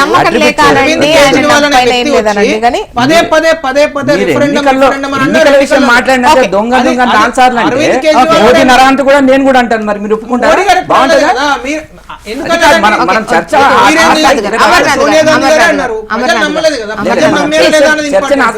లక్ష్మీనారాయణ గారు, మాటల వల్ల ప్రయోజనం లేదమ్మా. ఎందుకంటే ప్రజలు, ఢిల్లీ ప్రజలు వాళ్ళు ఓటు హక్కు వినియోగించుకున్నారు. విజ్ఞతతోనే వాళ్ళు ఓటేశారు. ఇవాళ వాళ్ళ విజ్ఞతతో వేసిన ఓటును గౌరవించాలి. ఒకటి, ఇవాళ ఇంత బ్యాటిల్ తర్వాత కూడా వాళ్ళకు 43% ఓట్లు వచ్చినాయి ఆమ్ ఆద్మీ పార్టీకి. అంటే ప్రజలు ఏ విధంగా తీర్పిచ్చినట్టు అనుకోవాలి? కాంగ్రెస్ పార్టీ వ్యవస్థాగతంగా బలహీనంగా ఉంది, కానీ దాదాపు 7% ఓట్లు ఇచ్చారు. ఇద్దరు కలిస్తే 50% ఓట్లు. నేను అదే ఎంఫసైజ్ చేస్తున్నా. అంటే ప్రజల తీర్పు, ప్రజలందరూ మెజారిటీ ప్రజలు బీజేపీ వైపున ఉంటే సీట్లు రావచ్చు, అది వేరు. ఓట్లు చీలిపోవడం వల్ల 48% ఓట్లతోనే అత్యధిక సీట్లు సంపాదించుకుంటా ఉంది. అది మన భారతదేశంలో ఉన్న ప్రజాస్వామ్యం. దామాషా ఎన్నికల విధానం కాదు కదా. అందువల్ల ఒక్క ఓటు అదనంగా వచ్చినా గెలుస్తారు ఆ పర్టికులర్ నియోజకవర్గం. మరి పార్లమెంట్ ఎన్నికల్లో ఒకప్పుడు సింగిల్ పార్టీగా ప్రభుత్వాన్ని ఏర్పాటు చేయడానికి అవకాశంగా ప్రజలు తీర్పిస్తే, అదే భారతీయ జనతా పార్టీకి ఇప్పుడు సింగిల్ పార్టీగా ప్రభుత్వం ఏర్పాటు చేయలేక ఇతరుల మీద ఆధారపడి నిజమైన సంకీర్ణ ప్రభుత్వాన్ని ఏర్పాటు చేయాల్సిన పరిస్థితి వచ్చింది. ఈ 2024 ఎన్నికల తర్వాత స్వభావంలోనే మార్పు వచ్చింది. భారతీయ జనతా పార్టీ నాయకత్వం, మోడీ గారి నాయకత్వంలో ఈరోజు విధానాలు అమలు చేయడంలో, తీసుకోవడంలో ఒకప్పుడు ఖాతరు చేసేవాళ్ళు కాదు భాగస్వామ్య పార్టీల్ని. పేరుకే ఎన్డీఏ కూటమి, కానీ ఇప్పుడు అలా లేదే. ఇతరుల మీద ఆధారపడి ఉన్నారే. మరి ప్రజలు విఘ్నతను మనం గౌరవిస్తామా, లేకపోతే తృణీకార భావంతో చూస్తామా? అలాగే ఢిల్లీ ఎన్నికలను కూడా, ఈరోజు ఢిల్లీ ఎన్నికలు అయితే సార్ ఇప్పుడు అంటే ఒకవేళ కాంగ్రెస్ ఈ పర్సంటేజ్ లెక్కలో చూస్తే కనుక కలిసి ఉంటే 50%కు పైగానే వచ్చేవి, గెలిచే అవకాశం ఉండేది అనుకుంటుంది ఒక లెక్క. అయితే ఇంతకుముందు వీళ్ళు అంటున్నది ఏంటంటే, ఒకవైపు ఆప్ అధికారం చేజిక్కించుకుందే, కాంగ్రెస్ తర్వాత వాళ్ళపైన ఆరోపణలు చేసి చేజిక్కించుకున్నారు. అండ్ ఈ లిక్కర్ ఇష్యూకు సంబంధించి కూడా ఇనీషియల్ గా కాంగ్రెస్ లేవనెత్తింది. అక్కడ లోకల్ నేతలంతా కూడా వాళ్ళే ఇష్యూను బయటకు తీసి ఎల్జీకి చెప్పడము, కంప్లైంట్ చేయడము, ఒక విధంగా స్టార్ట్ అయిందే వాళ్ళ దగ్గర. ఆ తర్వాత దాన్ని అటు బీజేపీ పెద్ద చేసిన తర్వాత విషయం. సో అలాంటప్పుడు ఇంకా జనాలు ఎలా నమ్ముతారు? అప్పుడు ఇంకింత మరింత బీజేపీకి లాభపడేదని బీజేపీ వాళ్ళు వ్యక్తం చేస్తున్నారు, ఇక్కడ డ్యామేజ్ అయ్యేది అని చెప్పేసి ఆపు వ్యక్తం చేస్తోంది. కన్ఫ్యూజింగ్ అవుతుంది. అలాంటి ఆంతరింగిక వైరుధ్యాలు ఉన్నాయి కాబట్టే విడిపోయారు, వేరువేరుగా పోటీ చేసుకున్నారు. అందువల్లనే ఈ ఫలితాలు వచ్చినాయి. కలిసి ఆలోచన, సమిష్టి ఆలోచన, అధికారం మా చేతుల్లోనే ఉంటుంది కదా అని పెద్ద మనసుతో వాళ్ళ అధికారం కోసం పెనుగులాడే వాళ్ళు ఆమ్ ఆద్మీ పార్టీ. వాళ్ళు కాంగ్రెస్ ను పోయేటువంటి ధోరణి వ్యక్తం చేస్తుంటే ఫలితాలు వేరుగా ఉండేది. ఈరోజు కాంగ్రెస్ కూడా కొన్ని రాష్ట్రాల్లో గతంలో ఆ విధమైనటువంటి ప్రయత్నాలు చేసిన సందర్భాల్లో సత్ఫలితాలు వచ్చినాయి. అలా కాకుండా మొండిగా వ్యవహరించిన చోట్ల ఓడిపోయారు. ఈరోజు హర్యానాలో కాంగ్రెస్ అధికారంలోకి వస్తుంది. ఆమ్ ఆద్మీ పార్టీని కలుపుకుపోయి ఉంటే ఆ రోజు వాళ్ళకు 2, 3 సీట్లు వచ్చేది, కానీ అధికారం కాంగ్రెస్ కు దక్కేది. ఇవాళ ఢిల్లీలో ఆమ్ ఆద్మీ పార్టీకి అధికారం దక్కేది, వాళ్ళకు 2, 3 సీట్లు, 4 సీట్లు వచ్చేది కాంగ్రెస్ పార్టీకి. ఎవరు అధికారం కోసం పెనుగులాడుతుంటారో వాళ్ళు ఫ్లెక్సిబుల్ గా ఉండాలి. అలా ఉండకపోవడం వల్ల నష్టం జరిగింది అనేటువంటిది గణాంకాలే రుజువు చేస్తున్నాయి, మనం కాదు. ఇద్దరు కలిస్తే వాతావరణం భిన్నంగా ఉంటుంది. ఇద్దరు కలిసి ఉన్నారు, వీళ్ళు గెలుస్తారు అనే ఒక సంకేతం ప్రజలకు వెళితే అప్పుడు ప్రజా తీర్పు వేరుగా ఉంటుంది. అనేకం దేశవ్యాప్తంగా అనేక రాష్ట్రాల్లో ఇలాంటివి చూసాం మనం. ఇప్పుడే కాదు, చరిత్ర చెప్పినటువంటి పాఠం అది. కొన్ని సందర్భాల్లో కలిసినా కానీ గెలవకపోవచ్చు, అది వేరే విషయం. కానీ ఈ రోజు ఇద్దరు ప్రతికూల వాతావరణంలోనే ఎన్నికల్లోకి వెళ్ళారు, బీజేపీ గాని ఆమ్ ఆద్మీ పార్టీ గాని.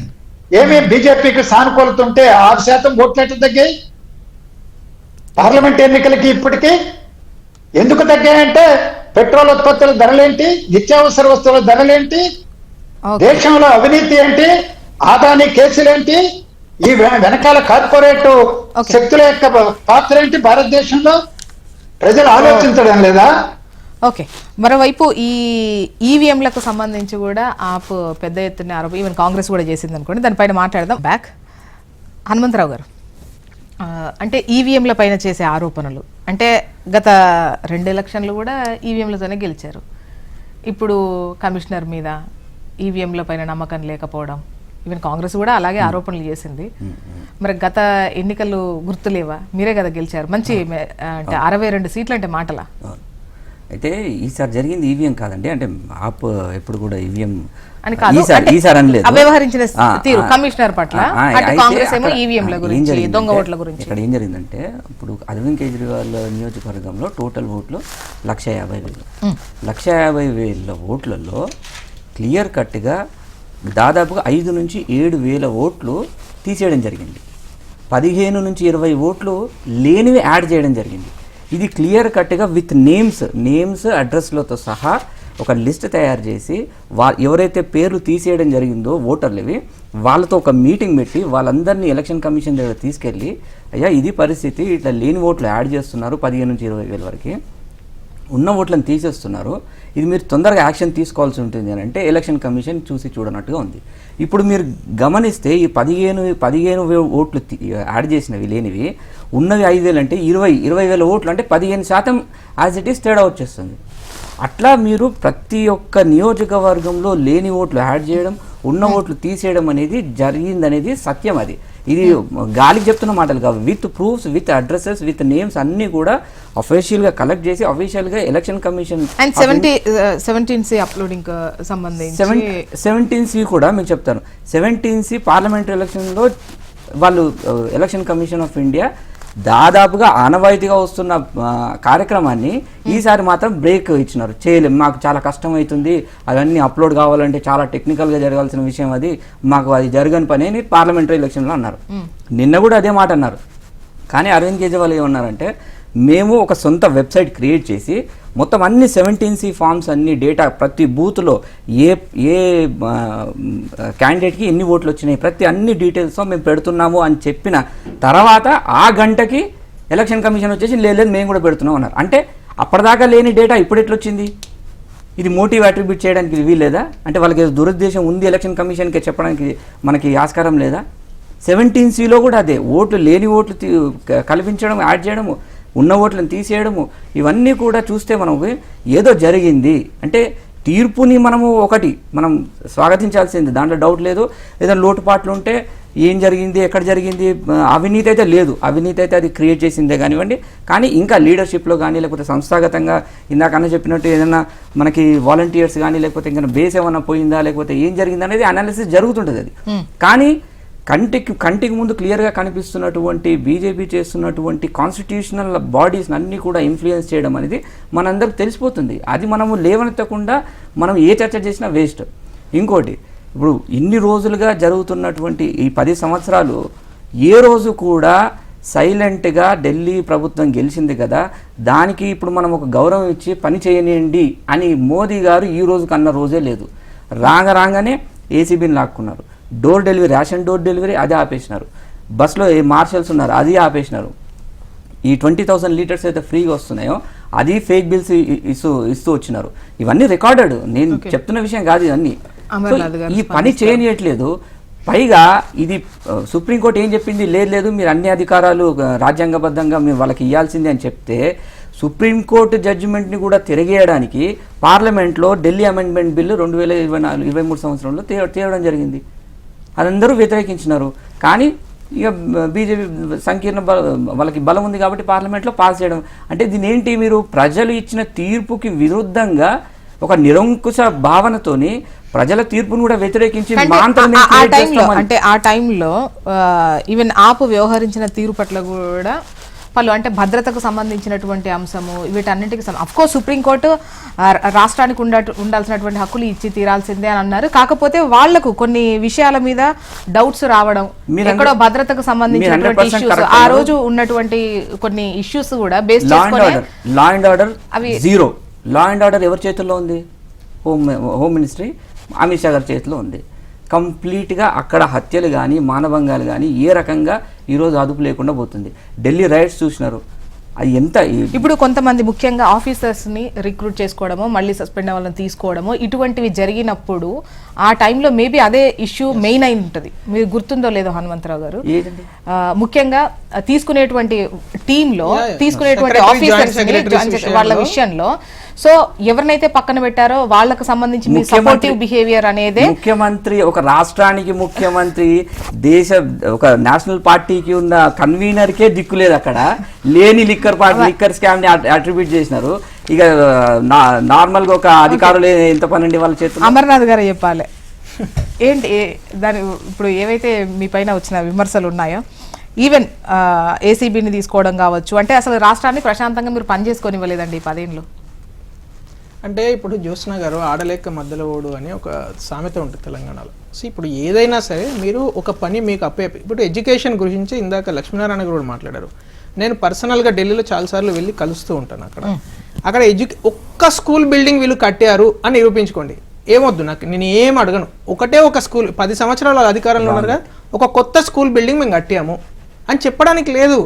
వాళ్ళు ఏం చెప్తున్నారు, మేము అద్భుతం చేశాము ఎడ్యుకేషన్లో, అసలు కొత్త విప్లవాత్మకమైన మార్పులు తీసుకొచ్చారని ఒకే ఒక స్కూల్ ఉంటుంది. ఆ స్కూల్ ఫోటోలే ఎప్పుడు వస్తాయి మీకు, ఒకే స్కూల్ అది, రైట్? ఇప్పుడు ఢిల్లీలో అసలు ఎన్ని స్కూళ్ళు ఉన్నాయి, ఎన్ని కొత్త స్కూళ్ళు వీళ్ళు నిర్మించారు, ఎన్ని చోట్ల మహిళలకు అంటే గర్ల్స్కు టాయిలెట్లు కట్టారు. భారతీయ జనతా పార్టీ కపిల్ మిశ్రా గారు వీళ్ళందరూ వెళ్ళి ఒకరోజు ధర్నా చేస్తే వాళ్ళు ఏమడిగారండి, ప్రతి స్కూల్లో అంటే గవర్నమెంట్ స్కూల్స్లో చిన్నపిల్లలకు టాయిలెట్లు నిర్మించండి, ఎందుకంటే వాళ్ళు చాలా ఇబ్బంది పడుతున్నారు, యూరిన్ ఇన్ఫెక్షన్స్ వస్తున్నాయంటే దాన్ని కూడా పట్టించుకోలేదు. దాన్ని కూడా అంత అబద్ధము, ఫేక్ ప్రచారము అని మాట్లాడారండి. కట్టడానికి ఏంది మేడం, కనీసం వాళ్ళు నెంబర్స్ ఇస్తున్నారా, గిన్ని స్కూల్ మేము కట్టాము, గిన్ని టాయిలెట్లు మేము కట్టాము. బేసిక్ ఫండమెంటల్ విషయాలు నేను అడిగేది. రోడ్లు ప్రతి చిన్న రంగుపురి లాంటి అంటే ఎయిర్పోర్ట్ పక్కనే ఉంటుంది, ఎయిర్పోర్ట్ని ఆనుకుని ఉన్న ఒక ఏరియాలో మీకు ఆ రోడ్ చూస్తే వామిటింగ్ వస్తుంది, అట్లా తయారు చేశారు మేడం. బేసిక్ ఫెసిలిటీస్ కూడా ఇవ్వకుండా ఆమ్ ఆద్మీ పార్టీ అక్కడ ప్రజలను ఘోరంగా మోసం చేశారు. వాళ్ళు నీరు ఫ్రీ అంటారు, పైప్ లైన్లు వేరు, తర్వాత ఎలక్ట్రిసిటీ ఫ్రీ అంటారు, ఎలక్ట్రిసిటీ లైన్స్ వేరు. ఇక దేనికి ఫ్రీ, అది వస్తే కదా ఫ్రీ, అది రాకుండా ప్రజలు చూస్తున్నారు అవన్నీ విషయాలు. మీరు ఫ్రీ అన్నంత మాత్రాన సరిపోదు, మీ లైన్ కూడా వేయాలి కదా. ఇప్పుడు మీ ఇంటికి లైన్ వస్తేనే కదా ఫ్రీయా డబ్బులు కడుతున్నారు. పవర్ కట్ ఇష్యూస్ అవన్నీ పెద్ద ఎత్తున అసలు పవర్ ఇవ్వట్లేదు. ఇప్పుడు కాలనీస్ కు మీరు ఆ ఎలక్ట్రిసిటీ లైన్ వేసి, ఇప్పుడు ఢిల్లీ అనేది ఒక పెద్ద నగరం కదా మేడం, కంటిన్యూస్ గా ఎక్స్పాన్షన్ మోడ్ లోనే ఉంటుంది. ఇప్పుడు కొత్త కాలనీ వచ్చింది, అక్కడ లైన్ ఇవ్వాలా వద్దా, ఎలక్ట్రిసిటీ లైన్ ఇవాళ మొత్తం మీకు ఢిల్లీ ఒకసారి మ్యాప్ చూడండి, ఎంటైర్ సబర్బన్ అంటే ఢిల్లీ చుట్టుపక్కల ఉండే ప్రతి నియోజకవర్గం కూడా భారతీయ జనతా పార్టీ ఎందుకు గెలుస్తున్నది, విపరీతమైన మెజారిటీతో ఎందుకు గెలుస్తున్నది? బికాస్ వాళ్ళకు పూర్తి స్థాయిలో అరవింద్ కేజ్రీవాల్ పైన నమ్మకం పోయింది. ఎందుకంటే ఈయన ఇప్పుడు నేను చెప్తున్నాను కదా, వాటర్ కానీ ఎలక్ట్రిసిటీ దీని మీదనే 10 సంవత్సరాల నుంచి మాట్లాడండి కదా. ఇప్పుడు నేను ఆ సబ్జెక్ట్లోనే మాట్లాడుతున్నాను, అంటే స్టేట్ సబ్జెక్ట్స్నే. ఢిల్లీ రైట్స్ జరిగినాయి, ఢిల్లీ రైట్స్ జరిగితే ఒక ముఖ్యమంత్రి ఏం మాట్లాడాలి మేడం? ఢిల్లీ రైట్స్ జరిగినా మేము చాలా జాగ్రత్తగా వేస్తున్నాము, మేము పూర్తిగా కేంద్రానికి సహకరిస్తాము, ఎందుకంటే కేంద్రం లాడ్ ఆర్డర్ చూస్తున్నది కాబట్టి అని అనాలా? లేకుంటే ఈ హిందూ పార్టీలన్నీ వచ్చి ఇక్కడ గొడవలు పెడుతున్నారు, వాళ్ళు వచ్చి ఇక్కడ చంపుతున్నారు, అట్లా మాట్లాడతారా?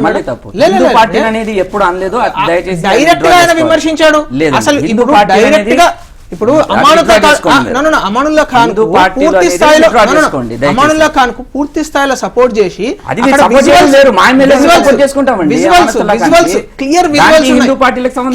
క్లియర్ విజువల్స్ ఉండగా, వినండి మొత్తం వినండి హనుమంతరావు గారు, క్లియర్ విజువల్స్ ముఖ్యమంత్రి ఏం మాట్లాడాలి? కేంద్రానికి సపోర్ట్ చేస్తామంటారు, కేంద్రం మీద యుద్ధం ప్రకటిస్తాడా? అసలు మా చేతుల్లో ల్యాండ్ ఆర్డర్ ఉంటే అది ఆ సమయం కాదు కదా మేడం. ఆ సమయంలో ఎట్లా ప్రవర్తించాలి? ఇప్పుడు ఒక భారతదేశంలో ఒక రాష్ట్రానికి సమస్య వచ్చింది, మొన్న కేరళకు ఫ్లడ్స్ వచ్చినాయి, ఏం చేస్తారు మేడం? కేంద్ర ప్రభుత్వం ఫస్ట్ రాష్ట్ర ప్రభుత్వం వచ్చి మాకు సరెండర్ కావాలని అంటారా, లేకుంటే రాష్ట్రానికి ఫస్ట్ ఉన్నది సమయస్ఫూర్తితోనే అక్కడ ఉన్న ఫెసిలిటీస్ కల్పిస్తారా? ఎన్డీఆర్ఎఫ్ను అందరినీ పంపిస్తారు, అది విజయవాడ అయితేంది, తెలంగాణ అయితేంది, కేరళ అయితేంది, ఎక్కడికైనా ఆ సపోర్ట్ అనే చేయాలి. So state as a state యూనిట్గా అరవింద్ కేజ్రీవాల్ గారు ఏదైతే వారు కేంద్రానికి సహకారం చేయాలో అది చేయలేదని అక్కడ ప్రజలు కూడా అర్థం చేసుకున్నారు. రెండో విషయం, ఇప్పుడు వాళ్ళ పబ్లిక్ ఒక్కసారి అర్థం చేసుకున్న తర్వాత వాళ్ళు ఏమనుకుంటారు, ఓకే ఇక ఇట్లా అయితే ఈ కొట్లాట మనం భరించలేము, ఖచ్చితంగా డబుల్ ఇంజిన్ సర్కార్ వస్తున్నా ఢిల్లీ డెవలప్ అవుతుందని ఒక కంక్లూజన్కి వచ్చి ఉండొచ్చు. దానిలో తప్పే ఉంది, ప్రజలకు హక్కు లేదా? ప్రజలు అట్లాంటి కంక్లూజన్కి రావద్దా? రెండో విషయం ఏంటంటే, మీకు ఇంకొక పాయింట్ నేను చెప్పి, ఇప్పుడు అరవింద్ కేజ్రీవాల్ గారు నిజంగా ఆయనకు ఒక చిత్తశుద్ధి ఉంటే, నిజంగా వారికి ఒక కమిట్మెంట్ తోని వారు ఒక అంటే యాంటీ కరప్షన్ క్రూసేడర్గా వచ్చి ఉంటే ఆయన ఏం చేసేది ఉండే, ఆయన ద మూమెంట్ అలిగేషన్ వచ్చిన తర్వాత వెంటనే రిజైన్ చేసి ఇంకొక ముఖ్యమంత్రిని పెట్టేది ఉండే. నేను లోపల నుంచే పరిపాలన అందిస్తాను, నేను జైల్లోంచే సంతకాలు పెడతాను అంటే అది ఏంది? అది డ్రామానా లేకుంటే అది రాజ్యాంగం? ఈ దేశంలో ఎప్పుడైనా ఒక ముఖ్యమంత్రమైన అలిగేషన్ వచ్చిందనుకోండి, జైలుకు వెళ్లాల్సిన పరిస్థితి వచ్చిందనుకో, ఏం జరిగింది మేడం? వెంటనే ఇంకొక ముఖ్యమంత్రిని అదే పార్టీ నుంచి వాళ్ళు అక్కడ అపాయింట్ చేసి వెళ్తుండే. అంతేనా కదా? మనం చూడలేదా చరిత్ర? ఈ 75 సంవత్సరాలు ఏం జరిగిందో? ఈయన ఒక్కడే జైల్లో నుంచే నేను పరిపాలన చేస్తా అని కొత్త డ్రామా చేశారు. అప్పుడు ఏం జరిగింది? ప్రజలు చీత్కరించుకున్నారు, అసలు ఇదేంది డ్రామా అయిందని. రైట్, మీరు నియత్గా పోయినారా, జైలుకు అవినీతితో పోయినారా, ఇంకోటి పోయినారా అనేది సెకండరీ, అది కోర్టు డిసైడ్ చేస్తుండొచ్చు. కానీ ఫస్ట్ మీ బిహేవియర్ను కూడా ప్రజలు గమనిస్తారు కదా. ఈ దేశంలో ఇప్పుడు అద్వానీ లాంటి మహానుభావుడి పైన జైన్ డైరీస్లో ఒక చిన్న అలిగేషన్ వస్తే రిజైన్ చేసి నా పూర్తి స్థాయిలో అక్విట్ అయిన తర్వాత నేను పార్లమెంట్లో అడుగు పెడతా అని 8 ఏళ్ళ తర్వాత అడుగు పెట్టాడు ఆయన. అట్లాంటి చరిత్ర భారతీయ జనతా పార్టీ. ఎక్కడ కూడా మీరు చూడండి, ఏ ఒక్క చిన్న సపోజ్ వేరే పార్టీలో ఎవరైనా మన పార్టీలో జాయిన్ అయితే ఫస్ట్ రిజైన్ చేసి రమ్మంటాం. రిజైన్ చేసి వచ్చిన తర్వాత ప్రజా కోర్టులో వాళ్ళు ఎమ్మెల్యే అయితే అవుతారు, లేకుంటే ఓడిపోయిన ఎమ్మెల్యేగానే చలామణి అవుతారు. కానీ అక్కడి నుంచి అదే పదవులను పట్టుకొని ఇక్కడికి రావడము, ఇందాక ఇప్పుడు పార్టీ జాయినింగ్స్ కు సంబంధించి కూడా పలు ఆరోపణలు బీజేపీ ఫేస్ చేస్తోంది. రిజైన్ చేసినారండి వైఎస్ మొత్తం పార్టీయే జాయిన్ అయింది, పార్టీ మొత్తం వచ్చి రాజ్యసభ మొత్తం టీడీపీ టీడీఎల్పీ మొత్తం అట్లా చేసుకోవచ్చు, పార్లమెంటరీ పార్టీ అట్లా చేసుకోవచ్చు. అంటే అది రాజ్యాంగం మార్చండి మీకు దమ్ముంటే. రాజ్యాంగంలో ఏది ఉన్నదో దాన్ని పాటిస్తారా, లేకుంటే కొత్త ఏదన్నా మీకు అరవింద్ కేజ్రీవాల్ గారు అన్న కొత్తగా రాజ్యాంగం డాక్టర్ బాబాసాహెబ్ అంబేద్కర్ గారు ఇచ్చిన రాజ్యాంగము ప్రజాస్వామ్యాన్ని మేము గౌరవిస్తాం కాబట్టి దాన్ని యాజ్ ఇట్ ఈస్ గా పాటిస్తాం. మీరు కొత్త రాజ్యాంగాన్ని ఏమన్నా దేశంలో తీసుకొస్తే ఆల్రెడీ ఇందిరాగాంధీ గారు ప్రయత్నం చేసి అబాస్ పాలైనారు కదా, కొత్త మేము మొత్తం మార్చేస్తాము ఎమర్జెన్సీ తీసుకొచ్చి కనబడుతున్నది కదా. అట్లాంటి నియంత పాలన కనబడ్డది కాబట్టి ఆ స్వాతి మాలీవాల్ అనే వాళ్ళ పార్టీ నాయకురాలనే కొట్టించారు. ఆమె వచ్చి ఈ పార్టీ జాయినింగ్స్ లో కూడా ఆరోపణలు ఎదుర్కొన్నప్పుడు ఒక లెక్క ఉంటది, బీజేపీలో జాయిన్ అయినాక మరో లెక్క అన్నటువంటిది. మీకు ఈ రోజు నేను మాట్లాడడం అవసరం లేదు ఈ విషయం గురించి. పార్లమెంటులో ఈ దేశ గౌరవ హోంమంత్రి గారు అమిత్ షా గారు దీనిపైన చాలా చక్కని వివరణ ఇవ్వడం జరిగింది. భారతీయ జనతా పార్టీలో జాయిన్ అయిన ఎవరైనా వచ్చింది భారతీయ జనతా పార్టీలో జాయిన్ కాగానే అక్విటల్ అయినారా, వాళ్ళ మీద ఉన్న నోటీసులు కాబట్టి కేసులు కాబట్టి మాఫీ అయినాయా, అండర్ సర్కమ్స్టాన్సెస్ ఏవైతే చట్టపరంగా ఉన్న ఏదైతే జరుగుతున్నదో దాని ప్రకారం జరుగుతుంది. జగన్ భుజ్బల్ ఫైల్ కేసు అయింది అన్నారు ఈడీ, అంతకు ముందేమో రైడ్ చేసి మొత్తం ఫైల్స్ అన్ని తయారు చేసి అట్లా కామైంది మేడం. ఇప్పుడు ఏదైనా చట్ట ప్రకారం జరుగుతుందా? ఇప్పుడు ఈయన ఓటుకు నోటు కేసు ఉంది, ఏది రేవంత్ రెడ్డి గారు, ఆయన అక్విట్ అయిందా? కాలేదు కదా. ఏం చేశారు ఇప్పుడు? ఆ కేసు ఏం జరుగుతున్నది, ఎలా జరుగుతుంది చెప్పండి? ప్రభుత్వమే కదా ఇవ్వాల్సింది. ఇప్పుడు మీరు సింపుల్ లాజిక్ మేడం, ఇప్పుడు ఒక నేరస్తుడు అని అంటే ఒక అలిగేషన్ ఉన్న ఒక ముద్దాయి కోర్టుకు వెళ్ళినప్పుడు ప్రభుత్వము వర్సెస్ ముద్దాయి, అంతే కదా. సో ప్రభుత్వానికి సంబంధించిన ఫైల్స్ కావచ్చు, డాక్యుమెంట్స్ కావచ్చు ప్రభుత్వం ఇవ్వాలి కదా. ఎక్కడ కూడా కాంప్రమైజ్ కావట్లేదని ఈ దేశ హోంమంత్రి చెప్పారు.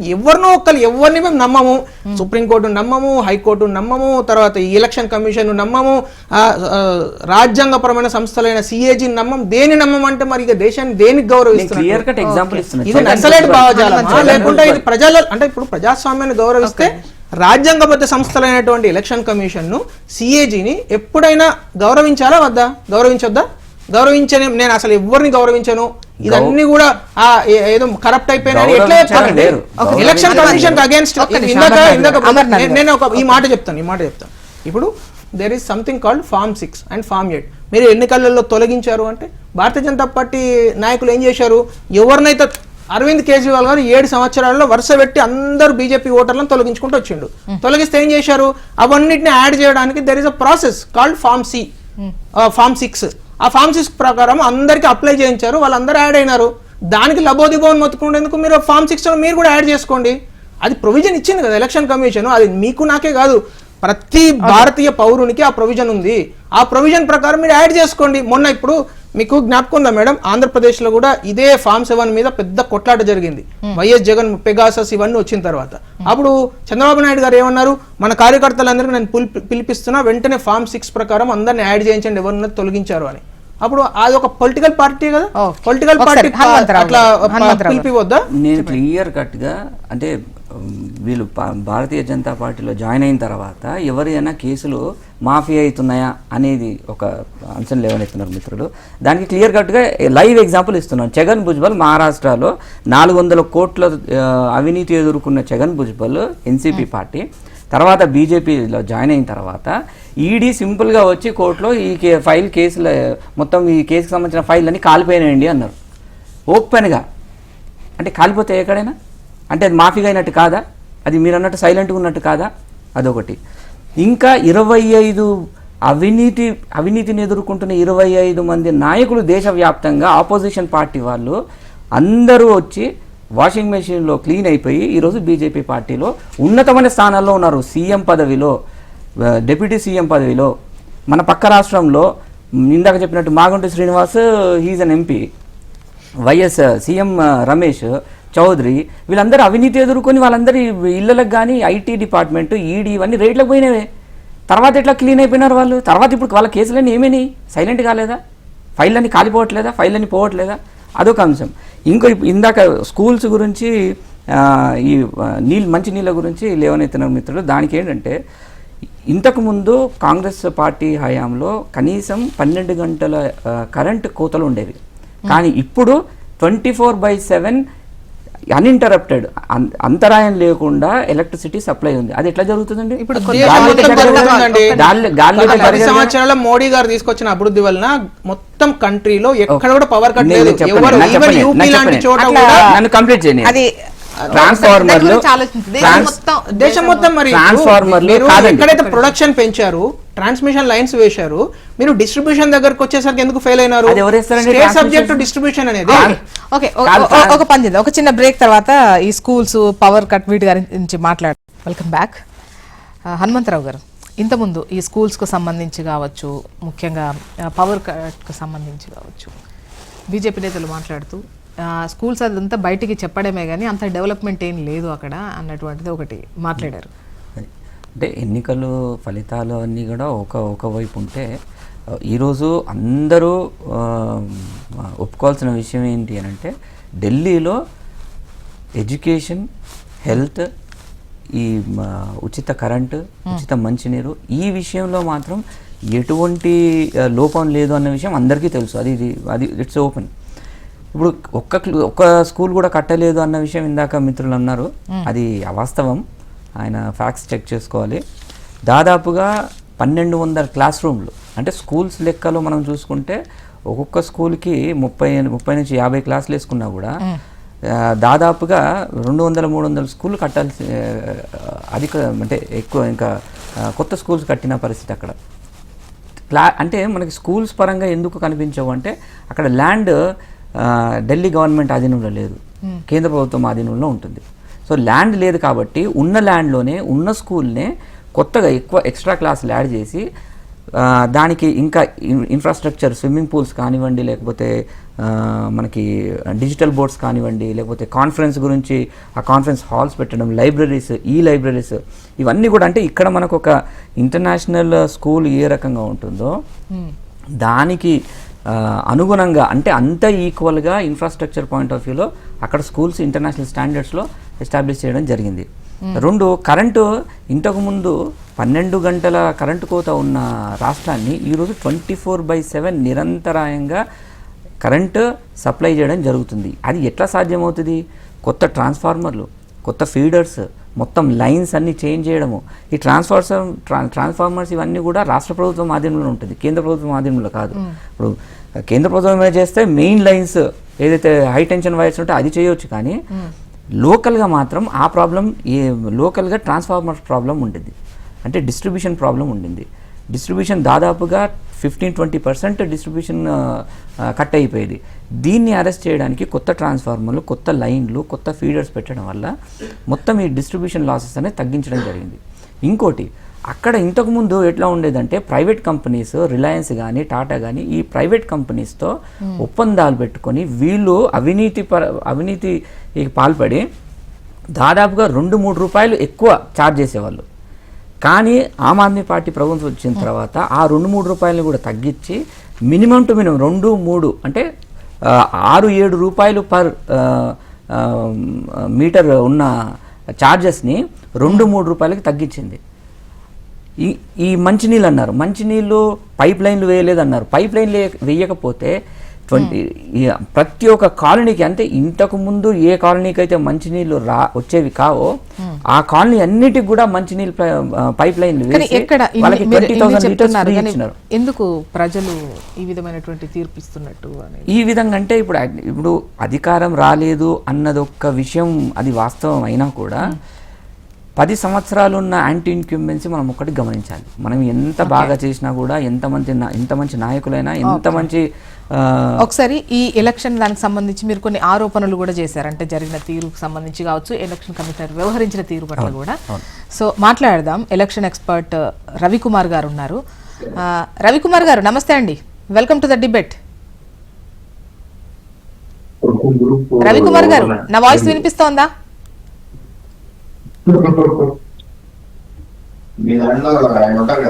రవికుమార్ గారు మేబీ నా వాయిస్ వెళ్ళట్లేదు అనుకుంటా.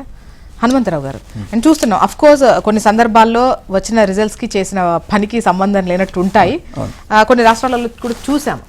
కానీ ఏదేమైనా కూడా ముఖ్యంగా ఇప్పుడు ఆప్ అనేటువంటివి ఏవైతే ఆరోపణలు ఎదుర్కొంటుందో అవి ఎంతో కొంత ఇందులో నిజం లేకపోతే ఇంత పెద్ద ఎత్తున ఎలా ఆరోపణలు ఫేస్ చేస్తుందని, ఈవెన్ చివరి నిమిషంలో కూడా, అంటే చివరి నిమిషం అనకూడదేమో, కొన్ని మంత్స్ అని అంటే కరెక్ట్, ఈ టైంలో అరవింద్ కేజ్రీవాల్ గారి లైఫ్ స్టైల్ గురించి కావచ్చు, రకరకాల కథనాలు చూసాము. అందరూ అంటే ఆయన అంటే ఏ విధంగా చూస్తారు, ఆయన ఎలాంటి ఇంట్రడక్షన్ జరిగింది, ఇలా ఉన్నారు, మన వాడు కాదేమో అన్నటువంటి ఒక ఇంప్రెషన్ వచ్చింది చివరి ఆఖరిలో అనేది కూడా. ఆ ఇంప్రెషన్ క్రియేట్ చేయడంలో బీజేపీ మాత్రం 100% సక్సెస్ అయ్యింది. మీరు అన్నట్టుగా ఎంతో కొంత లేకపోతే జైల్లో ఎందుకు వేస్తారు, కోర్టు ఎందుకు ఇన్ని రోజులు జైల్లో పెడుతుంది అనే క్వశ్చన్ ఎవరికైనా, ఒక యావరేజ్ ఓటర్కి ఎవరికైనా వస్తుంది. అది ఇన్ఫ్లుయెన్స్ చేయొచ్చు. కానీ వాస్తవాలు ఏంటంటే ఇందాక నేను చెప్పినట్టు పిఎంఎల్ఏ చట్టాన్ని పూర్తిగా దుర్వినియోగం చేసి దాన్ని ఒక యాంటీ కాన్స్టిట్యూషనల్, అంటే రాజ్యాంగానికి విరుద్ధంగా దాన్ని అమెండ్మెంట్ చేసి బెయిల్ పిఎంఎల్ఏ చట్టంలో ఎవరైతే ఆరోపణలు ఎదుర్కొంటారో వాళ్ళకు ఎట్టి పరిస్థితుల్లో బెయిల్ రావడానికి వీలు లేదు అన్న విధంగా ఆ చట్టాన్ని సెక్షన్ 45 ఆఫ్ పిఎంఎల్ఏ యాక్ట్, ఆ సెక్షన్ 45ని అమెండ్ చేసి బెయిల్ రాకుండా చేసి 6 నెలలు 2 సంవత్సరాలు, సత్యేందర్ జైన్ 2 సంవత్సరాలు జైల్లో ఉన్నారు, మనీష్ సిసోదియా, అరవింద్ కేజ్రీవాల్ 6 నెలలు జైల్లో ఉన్నారు. ఈ విషయము ఇంత లోతుపాటుగా ఒక యావరేజ్ ఓటర్ ఎందుకు ఆలోచించరు. ఓహో ఎంతో కొంత నిజం ఉందేమో అని అనుకుంటారు. అయితే బీజేపీ ఏంటి, ఇప్పుడు ఇందాక మిత్రులు అన్నట్టు ఒకవేళ అదే రిజైన్ చేయొచ్చు కదా, సీఎం రిజైన్ చేసి జైలుకి వెళ్ళినప్పుడు వెంటనే రిజైన్ చేయొచ్చు కదా, అంటే మీరు చేయొచ్చు కదా అనుకున్నారు కాబట్టి మేము చేయలేదు.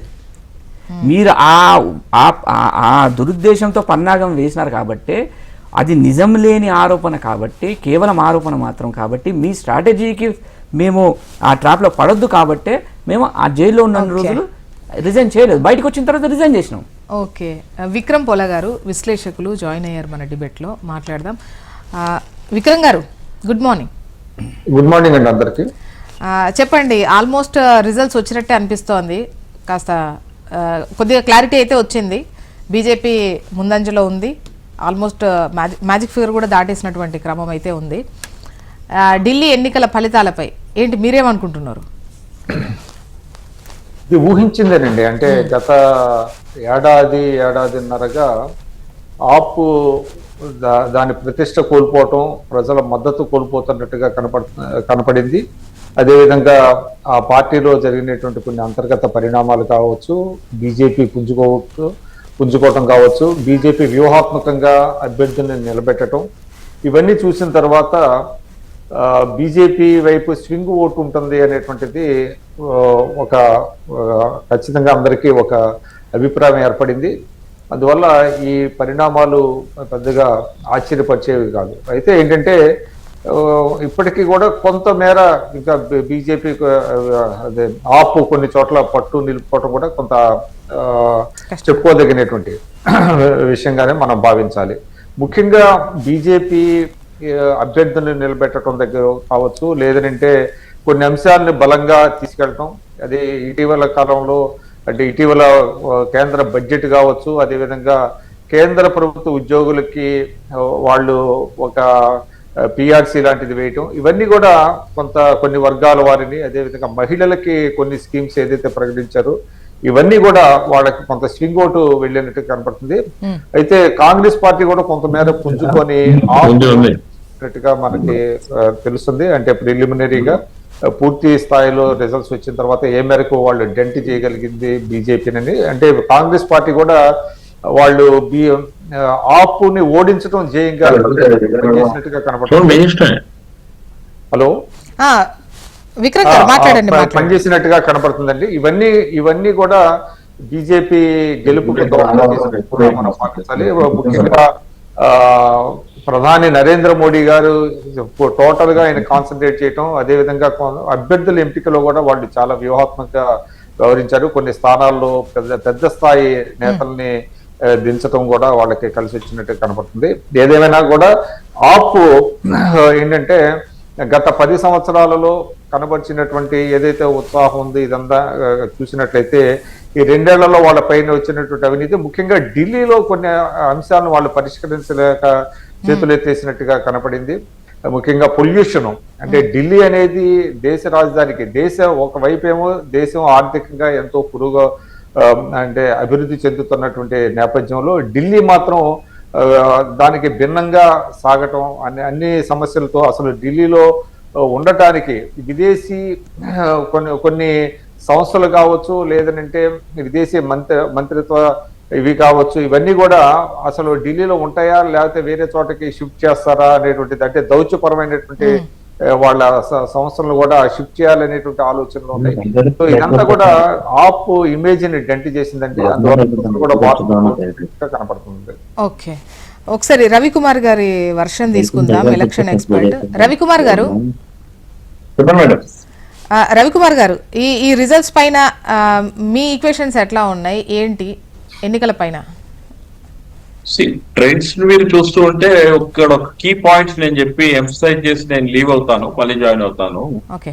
ఇక్కడ అరవింద్ కేజ్రీవాల్ గారిని ఎప్పుడైతే లిక్కర్ స్కామ్ లో అరెస్ట్ చేశారో, సోకాల్డ్ ఆమ్ ఆద్మీ పార్టీలో ఉన్న కీలకమైన వ్యక్తులు కూడా ఆరోపణలు ఎదుర్కోవడం, జైలుకి వెళ్ళడం, మనీష్ సిసోడియా కావచ్చు, లేకపోతే మిగతా వ్యక్తులు కావచ్చు, లోకల్ ఎమ్మెల్యేల మీద వచ్చిన అవినీతి ఆరోపణలు కావచ్చు, వాళ్ళని ఒక విధమైన స్ట్రెస్ వాతావరణంలోకి తీసుకెళ్లిపోయింది. వాళ్ళ పార్టీ తాలూకు స్ట్రక్చర్ ని, పార్టీ కార్యకలాపాలు లాస్ట్ 1 year నుండి స్తంభించిపోయాయనే విషయం అనేది అందరూ మర్చిపోతున్నాం. 2, బీజేపీ చాలా డిటర్మైనేటెడ్ గా ఉంది. కానీ ఏదైతే ఉందో అధికారాన్ని నిలబెట్టుకోవడం కాదు, 15 ఏళ్ల పాటు కేంద్రంలో అధికారంలో ఉన్నాము. ఢిల్లీ ఏదైతే భారతదేశానికి ముఖద్వారం అయినటువంటి ఢిల్లీలో మనం అధికారంగాని చేజిక్కించుకోకపోతే రేపు వచ్చే సమస్యలు భవిష్యత్తులో రేపు మోడీ గారు కూడా స్టెప్ డౌన్ అయ్యే అవకాశాలు ఉన్నాయి. కాబట్టి ఆ రోజు మోడీ చరిష్మా అంతగా ఉండకపోతే 2029కి వచ్చేటప్పటికి ఆల్టర్నేటివ్ మెకానిజం లో కొన్ని రాష్ట్రాల్లో లోకల్ లీడర్షిప్ డెవలప్ చేసుకోవడం కూడా మనకి ఇబ్బంది అవుతుందనే ఒక ఉద్దేశంతో ఢిల్లీ ఎలక్షన్ ని ప్రతిష్టాత్మకంగా తీసుకున్నారు. ఆర్ఎస్ఎస్ కార్యకర్తలు కానీ, లేకపోతే బీజేపీ నాయకులు కానీ వాళ్ళ ప్రచార శైలి కావచ్చు, ఇంటింటికి వెళ్ళి వాళ్ళు ప్రచారం చేసిన విధానం కావచ్చు, ఏదైతే కేజ్రీవాల్ గారు ఫౌండేషన్ గా వచ్చిన ఒక సిద్ధాంతం అవినీతి రహిత పరిపాలన అందిస్తాను అని చెప్పిన వ్యక్తి మీద అవినీతి ఆరోపణలు రావడంతో కొంత ఆప్ని మానసికంగా కృంగదీసే పరిస్థితి తీసుకొచ్చింది బీజేపీ. వేరే అట్ ది సేమ్ టైం నేను అందరూ కూడా ఈవెన్ చాలా సర్వేస్, ఎగ్జిట్ పోల్స్ కూడా నాకు రిజల్ట్స్ ఇచ్చేటప్పుడు నాతో మాట్లాడేటప్పుడు యాజ్ అ ప్రొఫెషనల్ గా నేను ఒకటే చెప్పా, 12 నుండి 17 SC ST minority dominant pockets ఏవైతే ఉన్నాయో అక్కడ కాంగ్రెస్ పెర్ఫార్మెన్స్ మీద ఆమ్ ఆద్మీ పార్టీ తాలూకు విజయావకాశాలు ఆధారపడి ఉన్నాయి.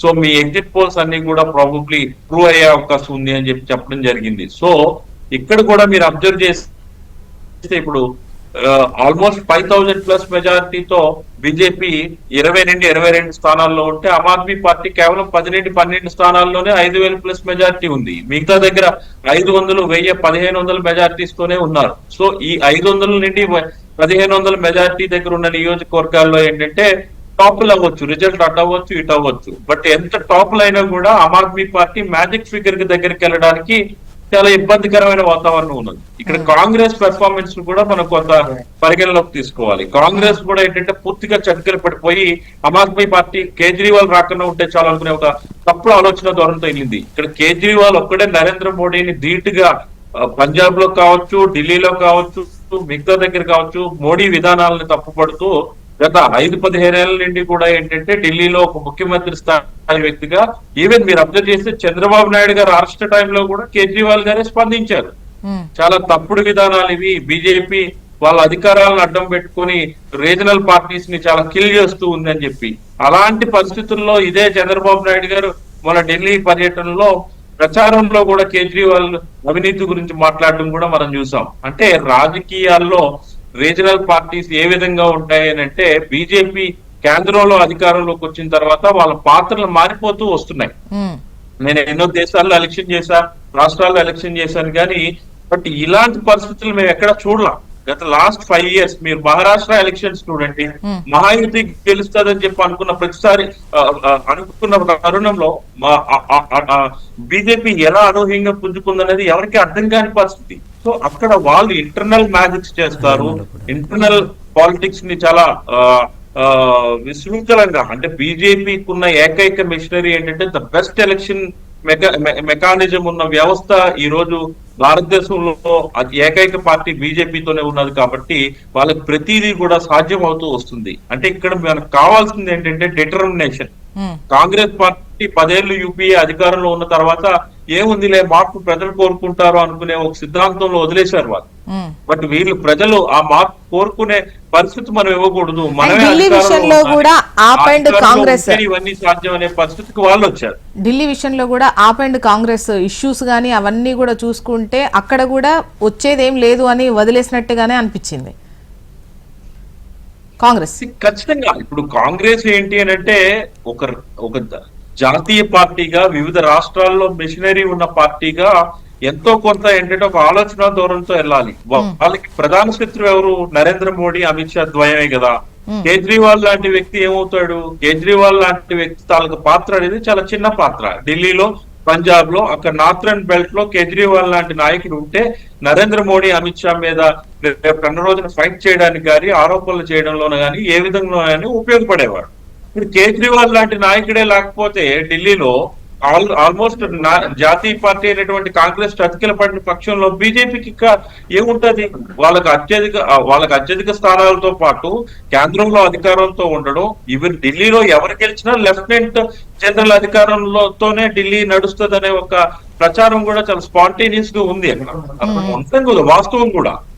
సో ప్రజలకు న్యూట్రల్ ఇంటలెక్చువల్స్ తాలూకా డెసిషన్ మేకింగ్ ఎలా ఉంటది అని అంటే మరి అధికారంలో అవకాశం ఇచ్చాం కేజ్రీవాల్ గారికి. ఆయన ఏదైతే ఫౌండేషన్ అనుకున్నాడో, సిద్ధాంతం అనుకున్నాడో, ఆ రోజు అన్నా హజారే గారితో కానీ అవినీతి మీద యుద్ధం చేసి వచ్చాడో, ఆయనే ఈ రోజు అవినీతి ఆరోపణలు ఎదుర్కొంటున్నాడు. రాజకీయాల్లోకి వచ్చిన ఎవరైనా మారిపోయే సందర్భాలే ఉన్నాయి తప్ప వాళ్ళ మార్పుకి నిటారుగా నిలబడే మనస్తత్వాలు లేవు అనే ఒక పరిస్థితికి వచ్చిన తర్వాత మిడ్ ఇన్కమ్ గ్రూప్స్ కావచ్చు, మిగతా వాళ్ళు కావచ్చు, బీజేపీ వైపు మొగ్గు చూపడానికి రీజన్ అదే. వేరే మీరు డౌట్ రోడ్కి వచ్చేటప్పటికి స్లమ్స్ చూడండి, స్లమ్ ఓటింగ్స్ అన్ని కూడా మీకు ఆమ్ ఆద్మీ పార్టీకి ఫేవరబుల్ గా పడి. ఎందుకంటే ఆమ్ ఆద్మీ పార్టీ ఈ రోజు ఎంత ఓడిపోతున్నా కూడా 20-30 స్థానాల్లో ఆమ్ ఆద్మీ పార్టీ గెలుస్తూ వస్తుంది. అంటే దానికి కారణం ఏంటంటే పూర్తి స్థాయిగా వాళ్ళు తీసుకున్న రిఫార్మ్స్ ఢిల్లీ కేంద్రంగా హెల్త్ కేర్ లో గానీ, ఎడ్యుకేషన్ లో గానీ ఇప్పుడు ఓటు పర్సంటేజ్ తేడా కూడా 5% ఉంది బీజేపీ అండ్ ఆప్ మధ్య. Percentage voting percentage 5%. So maybe అంటే వాళ్ళు చేసినటువంటివి వర్కౌట్ అయి ఉంటాయి ఇన్ని రోజులు వాళ్ళు చేసినటువంటి పాలన. ఖచ్చితంగా వాళ్ళ విధానాలు, వాళ్ళ తాలూకు గవర్నెన్స్ అనేది 10 ఏళ్ల గవర్నెన్స్ అనేది వాళ్ళకి ఆ మాత్రమైన ఓట్ బ్యాంక్ నైనా కాపాడగలిగింది. వేరే కాంగ్రెస్ కి వచ్చేటప్పటికి ఏదైతే షీలా దీక్షిత్ గారి రిజైమ్ ని గుర్తుకు తేవాలనే ప్రయత్నం చేశారో ఆ రిజైమ్ గుర్తుకు తీసుకొస్తే గుర్తొచ్చేదే ఉంది, కామన్వెల్త్ క్రీడల్లో జరిగిన అవినీతి అక్రమాలు, కాంగ్రెస్ పార్టీ లీడర్షిప్ తాలూకు వైఫల్యం, ఇవన్నీ గుర్తొస్తాయి. బట్ బీజేపీ అలా కాదు, ఎలాగైనా గెలుచుకోవాలని ఒక డిటర్మినేషన్ తో పనిచేసింది, దానికి అనుగుణంగానే అడుగులేసింది. దానికి కాంగ్రెస్ కూడా ఒక విధంగా సహకరించిందనే చెప్పాలి. కాంగ్రెస్ ఎక్కడైతే ఎస్సీ ఈ మైనారిటీ పాకెట్స్ లో వాళ్ళని ఎక్కువగా స్ప్లిట్ చేయగలిగారో ఓట్లు, అవన్నీ ఆమ్ ఆద్మీ పార్టీ తాలూకు ట్రెడిషనల్ ఓట్స్ నే వాళ్ళు స్ప్లిట్ చేశారు. సో దానివల్ల ఈ 500, 1000 మెజారిటీ స్ట్రెస్ ఉన్న నియోజకవర్గాలన్నీ కూడా మీరు అబ్జర్వ్ చేస్తే అవే కనిపిస్తూ ఉన్నాయి. ఈవెన్ ఒకానొక సమయంలో అరవింద్ కేజ్రీవాల్ కూడా వెనుకంజలో ఉన్నారని కూడా మనం విన్నాం. అంటే దానికి అర్థం ఏంటి అని అంటే ఈ వాజ్ మెంటల్లీ ఫ్రాక్చర్డ్. అంటే ఆమ్ ఆద్మీ పార్టీని మానసికంగా దెబ్బ కొట్టడంలో బీజేపీ సక్సెస్ అయ్యింది. ఆ ప్రయత్నంలో భాగంగా వాళ్ళ తాలూకున్న ఎక్స్ట్రాడినరీ మెషినరీ మెకానిజమ్స్ అన్ని కూడా ప్రాపర్ గా పనిచేయడం వల్ల ఈ రిజల్ట్ సాధ్యమైంది అనేది మన అందరం గుర్తించాల్సిన విషయం. హనుమంతరావు గారు, నిజంగా కూడా ఒక 1.5-2 years నుంచి కూడా ఆప్కు సంబంధించినటువంటి కార్యక్రమాల కన్నా కూడా ముఖ్యంగా మిగతా ఈ కేసులు కావచ్చు, జైలు కావచ్చు, ఇవే హైలైటెడ్ పాయింట్స్ గా ఉంటున్నాయి. ఈవెన్ పార్టీలో ఉన్నటువంటి నేతలు, కార్యకర్తలు వాళ్ళు వీళ్ళు కూడా కాస్త ఏమంటారు డల్ అయిపోయినటువంటి సిచ్యువేషన్, పార్టీ కార్యక్రమాల్లో అంత యాక్టివ్ పార్టిసిపేషన్ లేనటువంటిది క్లియర్ గా కనిపించింది. అదే నేను అందుకే అన్నానండి, ఇప్పుడు బీజేపీ ఈ స్ట్రాటజీలో 100% సక్సెస్ అయ్యింది అనేది అందుకే అన్నాను. వీళ్ళని ఏదో రకంగా ఆటంకం కలిగించి, అంటే లేవలేనట్టు దెబ్బ కొట్టినప్పుడు అప్పుడు వాళ్ళు నేను ఎట్లా లేవాలరా నాయన ఇక్కడ నుంచి అనే ఆలోచనలో ఉండి మిగతా విషయాలను పట్టించుకోరు. అంటే ఈ క్రమంలో ప్రజలు నష్టపోయినా సరే, ప్రజలకి వాళ్ళకి నష్టం జరిగినా వాళ్ళకి పొందాల్సిన స్కీమ్స్ కానివ్వండి, లేకపోతే ఇంకా అభివృద్ధి ఫలాలు కానీ దీనికి ఆటంకం జరిగినా సరే, ప్రజలకు నష్టం జరిగినా సరే, మన స్ట్రాటజీ, మన పొలిటికల్ స్ట్రాటజీ, మన రాజకీయ ఎత్తుగడ మాత్రం ఫలించాలి అన్న దురుద్దేశం ఏదైతే ఉందో బీజేపీ, అది 100% ఫలించడం జరిగింది. ఇక మీరు అన్నట్టు ఇందాక Sheesh Mahal lifestyle, Arvind Kejriwal lifestyle దాంట్లో శీష్ మహల్ దృష్టిలో పెట్టి అన్నారనుకుంటాను. అది కూడా ఎఫెక్ట్ పడింది. అంటే సామాన్య ప్రజలు ఏం ఆలోచిస్తారంటే, అరే ముందు వేగనార్ కారు ఉండే, సామాన్యుడు మనలాగా దుస్తులు కానీ లేకపోతే తిరగడం కానీ మనలాగా ఉండే, ఇప్పుడు అట్లా లేరు అనేది ఒక భావన క్రియేట్ చేయడంలో కూడా బీజేపీ సక్సెస్ అయింది. ఏంటి అంటే లేని ఆరోపణలు చేసి శీష్ మహల్ అన్న విషయం ఏమీ లేదు అక్కడే. అది అరవింద్ కేజ్రీవాల్ సొంతంగా ఆలోచన వచ్చి కట్టించుకున్న ఇల్లు కాదు. అది బ్రిటిష్ కాలంలో కట్టిన ఇల్లుని పైనుంచి పెచ్చులు ఊడిపోతున్నాయి.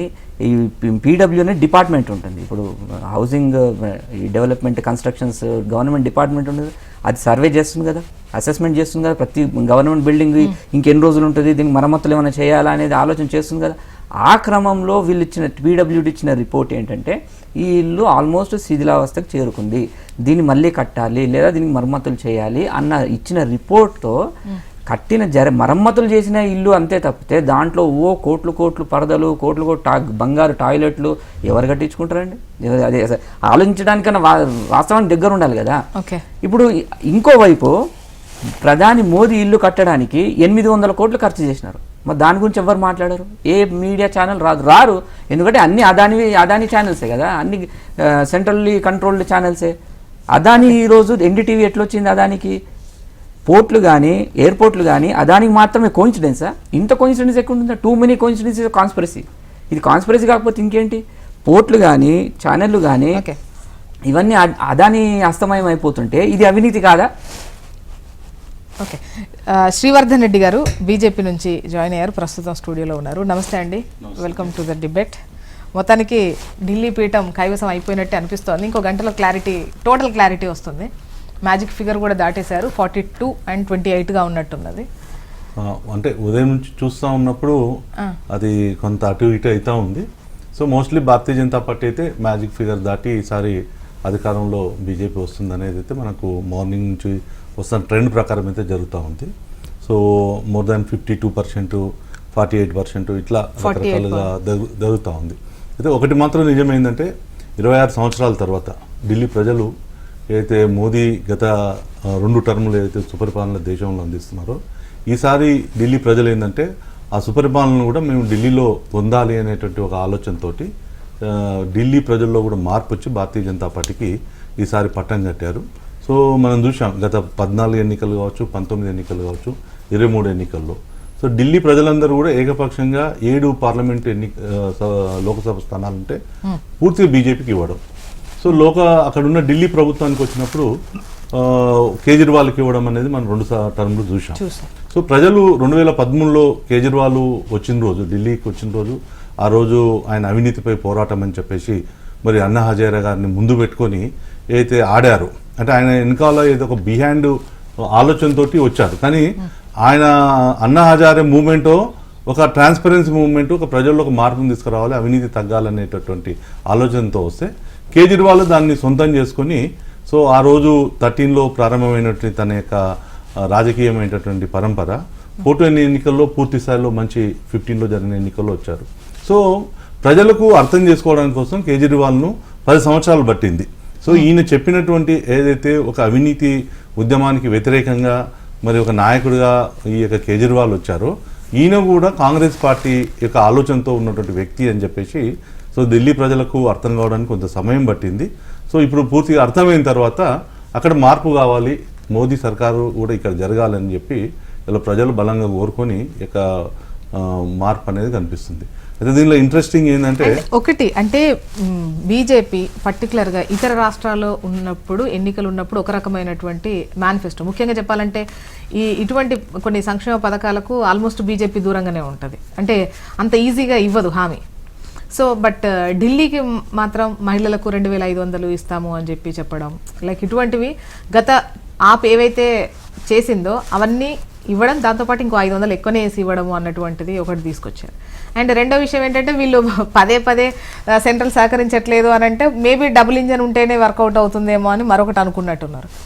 సో యాక్చువల్గా మీరు చూశారు మోడీ గారు కేజ్రీవాల్ 13 తర్వాత వచ్చిన తర్వాత నేను జాతీయ రాజకీయాలు మారుస్తా అని చెప్పేసి ఆయన వారణాసి పోయి పోటీ చేసి ఓడిపోయాడు. అక్కడ చాలా మార్జిన్తో ఓడిపోయి మళ్ళీ ఢిల్లీ ప్రజలకు వచ్చేసి నేను ఎక్కడికి పోను, నేను ఢిల్లీ ప్రజలకే సేవ చేస్తాను అని చెప్పేసేటువంటి ఒక నినాదంతో మళ్ళీ ప్రజల దగ్గరికి పోయారు ఆ రోజు. సో దాంతోపాటు అనేకమైనటువంటి హామీలు ఇచ్చారు. ఇలా రాజకీయాల్లో వాస్తవం కూడా ఉచిత హామీలు ఇవ్వద్దు, రాష్ట్రాల యొక్క బడ్జెట్లు మనం చూస్తూ ఉన్నప్పుడు అనేక రాష్ట్రాలు దివాలా తీస్తున్నటువంటి పరిస్థితులు ఉన్నాయనేది దేశంలో ఒక చర్చ జరుగుతుంది. సో దాంట్లో భారతీయ జనతా పార్టీ కూడా ఉచిత హామీల విషయంలో అంటే వాళ్ళకున్న ఆదాయానికి మించి ఇవ్వడం మంచిది కాదు అనేది దీంట్లో మేము ఏకీభవిస్తున్నాం. కానీ ప్రత్యర్థులు ఏదైతే చేస్తున్నారో, ప్రత్యర్థి యొక్క పార్టీల ఎజెండాను బట్టి ఇలా మనం కూడా మారవలసిన అవసరం ఉంది. సో మనం గతంలో 2 సార్లు కేజ్రీవాల్ ఏదైతే ఉచిత తాయిలాలతోటి ఆయన పోయాడో, సో ఆ రోజు కూడా భారతీయ జనతా పార్టీ అది కాదు ఒక మంచి పరిపాలన కావాలని అన్నాం. ఈయన ఉచిత తాయిలాలు ఇచ్చుకుంటూ మరి ఎందుకొరకు ఈ యొక్క అవినీతిని చేశారు? ఇలా ఈ యొక్క కేజ్రీవాల్ ఏదైతే అవినీతి ముద్రలు ఎందుకు వేశారు? ఈ యొక్క లిక్కర్ స్కామ్లో ఈరోజు జైలు పోయినటువంటి పరిస్థితి, ఆయన వాళ్ళ యొక్క డిప్యూటీ సీఎం పోయారు. సో ఇవన్నీ జరుగుతున్నప్పుడు అంటే పార్టీలు అనేది ప్రజాస్వామ్యంలో మరి ప్రత్యర్థులను బట్టి మన యొక్క ఎత్తుగడలు లేకపోతే పార్టీ లేక మనలో కూడా సాగదు. సో దీన్ని ఈరోజు ఒక సుపరిపాలన అందించుకుంటూ మరి బీజేపీ ఇచ్చినటువంటి హామీలను కూడా మేము నెరవేరుస్తూ మరి మోదీ గారి యొక్క సహకారం, కేంద్రం యొక్క సహకారం తీసుకొని ఇలా వాస్తవంగా ఢిల్లీ చూస్తే ఎక్కువ కాలుష్యంతో నిండిపోయినటువంటి పరిస్థితులు ఉన్నాయి. సో లోపల్లో ఢిల్లీ అంటే సెంట్రల్ ఢిల్లీ తప్పితే లోపలికి వెళ్ళినప్పుడు సరైనటువంటి డెవలప్మెంట్ లేనటువంటి పరిస్థితులు, రోడ్లు సరిగా లేనటువంటిది.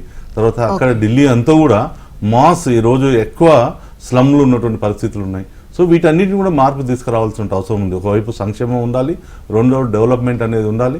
సో ఒక భ్రమలు తొలగడానికి ఒక 10 సంవత్సరాలు పట్టింది. ఇప్పుడు సెంట్రల్ అండ్ స్టేట్ కు ఉన్నటువంటి ఇష్యూస్ ఇప్పుడు బీజేపీ వచ్చిన తర్వాత ఎట్లా ఉంటుంది?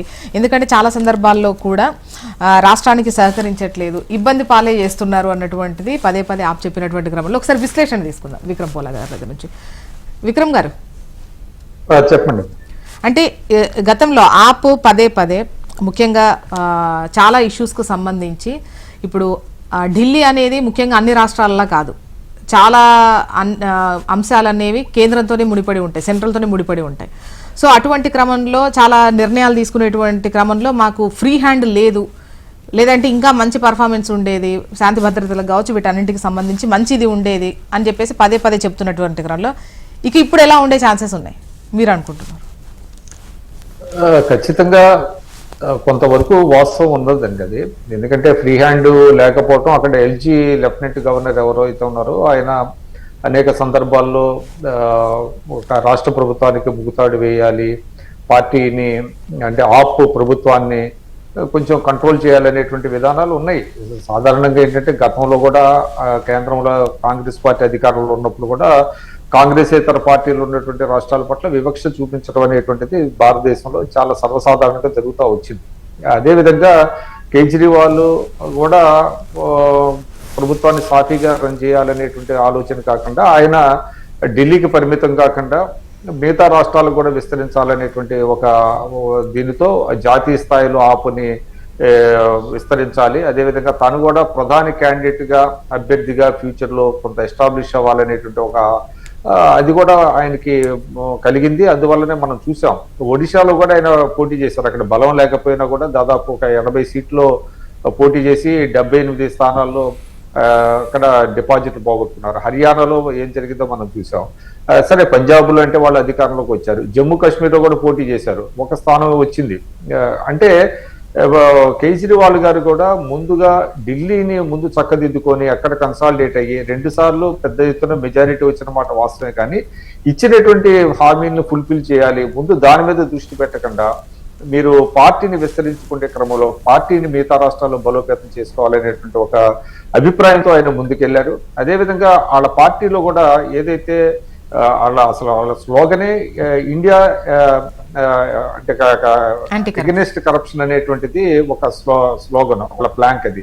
కానీ దాంట్లోనే ఆ ట్రాప్ లోనే వాళ్ళు పడిపోవటం, వాళ్ళ చుట్టూతో అవినీతి కమ్ముకోవటం, దాని నుంచి బయటపడలేకపోవటం, అదేవిధంగా కాంగ్రెస్ పార్టీతో ఒకసారి సన్నిహితంగా ఉండటం, తర్వాత కాంగ్రెస్ పార్టీని అంటే ఓటు బ్యాంక్ వాళ్ళు నిజం చెప్పాలంటే ఢిల్లీలో మొత్తం ఓటు బ్యాంక్ ఒకప్పుడు ఆపు ఓటు బ్యాంక్ అంతా కాంగ్రెస్ పార్టీ, అక్కడ దళితులు కావచ్చు, మైనార్టీలు కావచ్చు, వీళ్ళందరూ కూడా కాంగ్రెస్ పార్టీతో సన్నిహితమైనటువంటి సంబంధాలు, అంటే ఒకసారి దగ్గర అవుతారు, ఒకసారి దూరం అవుతారు, అట్లాంటి రిలేషన్షిప్స్ ఆయన ఉండటం అనేటువంటిది కూడా ఉన్నది. అదేవిధంగా ఎన్నికల ముందు మనం చూసాం 1/3 మంది అభ్యర్థుల్ని ఒక్కసారిగా మార్చేశాడు ఆయన. ఇది చాలా మందికి షాక్. ఆ పార్టీలో చాలా మంది ఎన్నికల చివరిలో దాదాపు 7-8 మంది ఎమ్మెల్యేలు పార్టీకి రాజీనామా చేసి బీజేపీకి మద్దతు ఇవ్వటం, బీజేపీలో చేరిపోవటం చేశారు. ఇదంతా కూడా ఆయనకి బాగా నష్టం జరిగింది. ముఖ్యంగా ఢిల్లీ ప్రజలు ఇవాళ మనం చూసినట్లయితేనంటే నేషనల్ గ్రోత్ రేట్ 7.5 ఉంటే national average growth rate GSDP ఢిల్లీది చూసినట్లయితే 7.2కి పరిమితం అయింది. ఇది చాలా ఆశ్చర్యం అనమాట. అంటే ఢిల్లీ ఒక కాస్మోపాలిటన్, అక్కడ ఉద్యోగులు పెద్ద సంఖ్యలో ఉంటారు, ఢిల్లీ చుట్టుపక్కల పారిశ్రామిక ప్రాంతాలు అనేకం ఉన్నాయి ఈ 70 నియోజకవర్గాల పరిధిలో. అయినప్పటికీ కూడా ఆ గ్రోత్ రేట్ అనేటువంటిది పెరగటం లేదు. అది ప్రజల్లో బాగా తీవ్రమైనటువంటిది ఉంది. కొంత నిరుద్యోగం పెరిగింది. ఇవన్నీ కూడా వాళ్ళ అంటే ఇమేజ్ ని దెబ్బతీసేటువంటి పరిస్థితి. కేజ్రీవాల్ గారు ఏంటంటే వెరీ అంబిషియస్ పర్సన్ అనేటువంటి ఒక భావన కూడా ప్రజల్లోకి వెళ్ళింది. ఆయన ఏదైతే చెప్తున్నాడో నరేంద్ర మోడీ గారిని విమర్శిస్తూనే తను కూడా అదే రకమైనటువంటి ఒక అంబిషియస్ గా ముందుకెళ్ళటం, అంతే తప్ప ముందుగా అసలు ఢిల్లీ ప్రాంతాన్ని మనం డెవలప్ చేయాలి. ఎందుకంటే వాళ్ళు ఢిల్లీలో ఆ కాలుష్యం అనేటువంటిది అతిపెద్ద సమస్యగా మారింది. ఇప్పటి వరకు ఆయన నెరవేర్చకపోగా మళ్ళీ మీరు ఓట్లేండి, నేను 1/3 స్థాయికి నేను తగ్గిస్తాను అని ఆయన చెప్పడం. అదేవిధంగా వాటర్ స్కేర్సిటీ, సరే కొన్ని అంశాల్లో వాళ్ళు బాగా చేసిన మాట వాస్తవం. విద్య కావచ్చు, వైద్యం కావచ్చు, ఇవాళ ఢిల్లీలో ఉండేటువంటి ప్రభుత్వ పాఠశాలల్లో ఉండే ఇన్ఫ్రాస్ట్రక్చర్ని అద్భుతమైనగా డెవలప్ చేసిన మాట వాస్తవం. వాళ్ళకి టాయిలెట్స్ కావచ్చు, ఇతరత్ర మౌలిక సదుపాయాలు. కానీ కీలకమైనటువంటి అంశాలు ముఖ్యంగా పొల్యూషన్ కంట్రోల్ చేయలేకపోవటం, అదేవిధంగా ట్రాఫిక్ జామ్స్, ఏదైతే షీలా దీక్షిత్ గారు 3 టర్మ్స్ లో ఏర్పాటు చేసినటువంటి మౌలిక సదుపాయాలు ఉన్నాయో అవి మినహా వీళ్ళు కొత్తగా ఈ 10 సంవత్సరాల్లో ఢిల్లీ విస్తరిస్తుంది, వేగంగా విస్తరిస్తుంది, వలసలు విపరీతంగా ఉన్నాయి. దానికి అనుగుణంగా ఇన్ఫ్రాస్ట్రక్చర్ ని వాళ్ళు క్రియేట్ చేయలేకపోవటం, అది చాలా ఇది. కేవలం ఏంటంటే ఢిల్లీ బడ్జెట్ మీరు చూసినట్లయితే యాన్యువల్ బడ్జెట్ 71,000 కోట్లు అటు ఇటుగా 70 నుంచి 72 వేల కోట్ల వరకు ఉన్నది. అది దాంట్లో సరే అప్పులు ఒక 5,000 కోట్ల దాకా ప్రతి ఏటా చేస్తున్నారు. కానీ ఇవన్నీ కూడా దేనికి అసలు అభివృద్ధికి అంటే క్యాపిటల్ ఎక్స్పెండిచర్కి ఎక్కడ కూడా సరిపోవటం లేదు. దానికి కేంద్ర ప్రభుత్వ సహకారం అవసరం. కేంద్రంతో సరైనటువంటి సంబంధాలు లేవు. దాంతో చాలా ఇబ్బందికరమైనటువంటి పరిస్థితులు వచ్చినాయి ప్రజల్లో కూడా. అందుకే బీజేపీ పట్ల ముగ్గు చూపినట్టుగా మనం అర్థం చేసుకోవాలి. హనుమంతరావు గారు, ఇప్పుడు ఈవెన్ పదే పదే మీరు చేస్తున్నటువంటి విమర్శలు, సెంట్రల్ పైన చేసినటువంటి విమర్శలు, సహకారం లేదు కాబట్టి మేము చేయలేకపోతున్నాం, ఎల్జీ పైన చేసినటువంటి విమర్శలు, ఇవన్నీ కూడా వీళ్ళ చేతుల్లో ఏం లేనప్పుడు ఎందుకు వీళ్ళకు ఇంకా డబుల్ ఇంజనే ఉంటే వర్కౌట్ అయ్యే ఛాన్స్ ఉంటుందేమో అన్నటువంటి వాళ్ళపైన నమ్మకం వచ్చిందేమో. అయితే ఇప్పుడు మనకి ఆటంకం కలిగిస్తున్నారు. ఆటంకం కలిగించిన తర్వాత కూడా ఇచ్చిన హామీలను ఎప్పుడు కూడా ఏ రోజు కూడా గత 10 సంవత్సరాల నుంచి ఎన్నడూ కూడా ఇయ్యకుండా ఉండలేదనేది లేదు. అది ఏ హామీ అయినా సరే సంక్షేమ పథకాలు అన్నీ కూడా ప్రభుత్వం ప్రజలకి అందించడం జరుగుతుంది. ఎలా సాధ్యమైంది ఇది? అవినీతి అంటున్నారు కదా ఈరోజు. కానీ ఈ సంక్షేమ పథకాలు ఇవ్వడంలో అవినీతి అరికట్టడంతో మాత్రమే సంక్షేమ పథకాలు ఢిల్లీ ప్రజలకి అందించడం జరిగింది. ఎట్లా అంటే ప్రతి గవర్నమెంట్ ప్రాజెక్ట్ ఈరోజు మనకి దేశవ్యాప్తంగా అందరికీ తెలుసు, ప్రతి ప్రాజెక్ట్లో 30%, 40%. కర్ణాటక ఎలక్షన్ జరిగిందే 40% అనే ఎన్నికల అంశం. ఏది కర్ణాటకలో బీజేపీ 40% కమిషన్ తీసుకుంటుంది అన్ని ప్రాజెక్టుల్లో అని అదొక ప్రధాన ఎన్నికల అంశంగా మారింది కర్ణాటక ఎలక్షన్స్ అప్పుడు.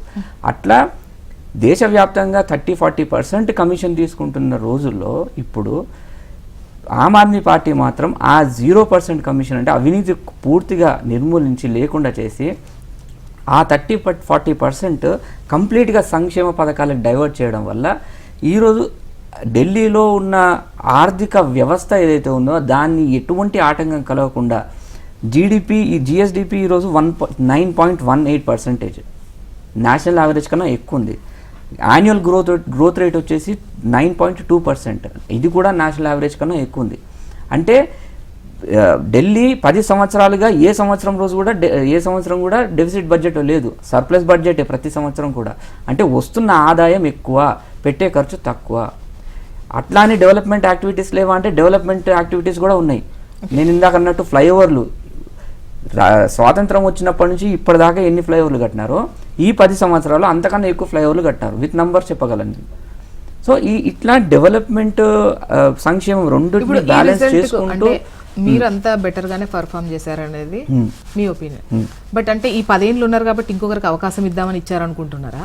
లేదంటే ఉండొచ్చు అది వాళ్ళ మీద నమ్మకం పెరిగి మీ మీద నమ్మకం తగ్గి? అంటే జనరల్గా యాంటీ ఇన్క్యూమెన్సీ అనేది ఎందుకు వస్తుంది ఏందనేది మీరన్న అంశాలు కూడా అది ప్రభావితం చేసి ఉండొచ్చు. అది 10 సంవత్సరాలు ఉన్న తర్వాత కూడా ఈరోజు 30%లో డిఫరెన్స్ ఎక్కువ లేదు, సీట్స్లో కూడా డిఫరెన్స్ ఎక్కువ లేదు. అంటే 60 to 30 తగ్గింది, అది ఆ డిఫరెన్స్ ఎక్కువనే. కానీ మనం ఇంకో పాయింట్ ఆలోచించాలంటే 10 సంవత్సరాల అధికారంలో ఉండి ఇంత అవినీతి ఆరోపణలు ఎదుర్కొంటూ ఎల్జీ ప్రతిరోజు చేసే పనికి ఆటంకం కలిగిస్తున్నా కూడా, ఇన్ని ఆటంకాలు ఉన్నా కూడా 30 సీట్లు ఈరోజు వస్తున్నట్టుగా కనిపిస్తుంది. ఈ 30 సీట్లు 43% అనేది చిన్న విషయం కాదు నా దృష్టిలో. ఇంకోటి, ఈ సంక్షేమ పథకాల విషయంలో మనం ఒక్కసారి మాట్లాడుకోవాలి. ప్రధాని నరేంద్ర మోదీ గారు ప్రధాని నరేంద్ర మోదీ గారు ప్రతి ఎలక్షన్లో ఇప్పటిదాకా అనుకుంటే ఏమొస్తున్నారు, ఈ రేవడీ కల్చర్ దేశ ఆర్థిక అభివృద్ధికి ఆటంకం కలుగుతుంది, అది మంచిది కాదు అన్నారు. కానీ ఢిల్లీలోకి వచ్చేసరికి ఏమైంది, వాళ్ళు ఎంత ఇస్తున్నారో అంతకన్నా డబుల్ మేము ఇస్తామో అన్నారు. అంటే ఇది హిపోక్రసీ కాదా? ఓకే, సమాధానం శ్రీవర్ధన్ రెడ్డి గారు ఫైనల్గా. ఒకటండి, ఇప్పుడు ఆ పార్టీ ఏదైతుందో కేజ్రీవాల్ యొక్క పుట్టుక ఏదైతుందో ఇది కూడా సామాన్యమైనటువంటి పార్టీయే. కేజ్రీవాల్ కూడా అవినీతికి అతీతుడు కాదు అని చెప్పేసి అలా బలంగా ప్రజలు నమ్మారు. సరే, ఈయన ఎన్ని సంక్షేమ పథకాలు అభివృద్ధి చేసినా, ఇప్పుడు వారు చెప్పినట్టు లేకపోతే ఎక్సెస్ బడ్జెట్ ఉంది అన్నీ చేసినా కూడా ఇట్లా జరిగింది అనేది ఏదైతే ఉందో, ఫస్ట్ ఒక ఆప్ ఐడెంటిటీని ఈరోజు కోల్పోయింది కేజ్రీవాల్. రెండవది నేను ఏమంటున్నానంటే, ప్రతిరోజు తగు ఎవరు పెట్టుకున్నారు? ఇప్పుడు మనకున్నటువంటి రాజ్యాంగమైన సిస్టంలో ఎవరైతే లెఫ్టినెంట్ గవర్నర్ ఉన్నారో వాళ్ళతో రిలేషన్స్ అనేది మెయింటైన్ చేయాల్సిందే. ఎలా అనేక రాష్ట్రాల్లో కూడా ప్రభుత్వాలు ఉన్నాయి. ఇక్కడ ఉన్న రేవంత్ రెడ్డి గారు ఢిల్లీలో పోయినప్పుడు ఆయన తెలంగాణ అభివృద్ధి కోసం పోయి కేంద్ర మంత్రులను కలుస్తున్నారు, ప్రధానమంత్రిని కలుస్తున్నారు, అనేక అంశాలను ప్రజలు అక్కడ పెడుతున్నారు. సో దాంట్లో ఏదైతే అవకాశం ఉందో దాంట్లో ప్రభుత్వాలు ఏం చేస్తారు, ఆ యొక్క రాష్ట్రాల అభివృద్ధి కోసం కేంద్రం సహకారం చేస్తుంది. ఇక కేజ్రీవాల్ అనే వ్యక్తి ఏంటంటే నేను అనే ఒక అహం ఏదైతే ఉందో, అంటే నేను అనే ఒక గొప్ప వ్యక్తిని నేను తప్ప ఇంకెవరూ లేరు అనే ఏదైతే అహపూరితమైన వైఖరి అయితే ఉందో ఇది ఈరోజు ఢిల్లీ ప్రజల యొక్క అభివృద్ధిలో ఇది నష్టం జరిగింది.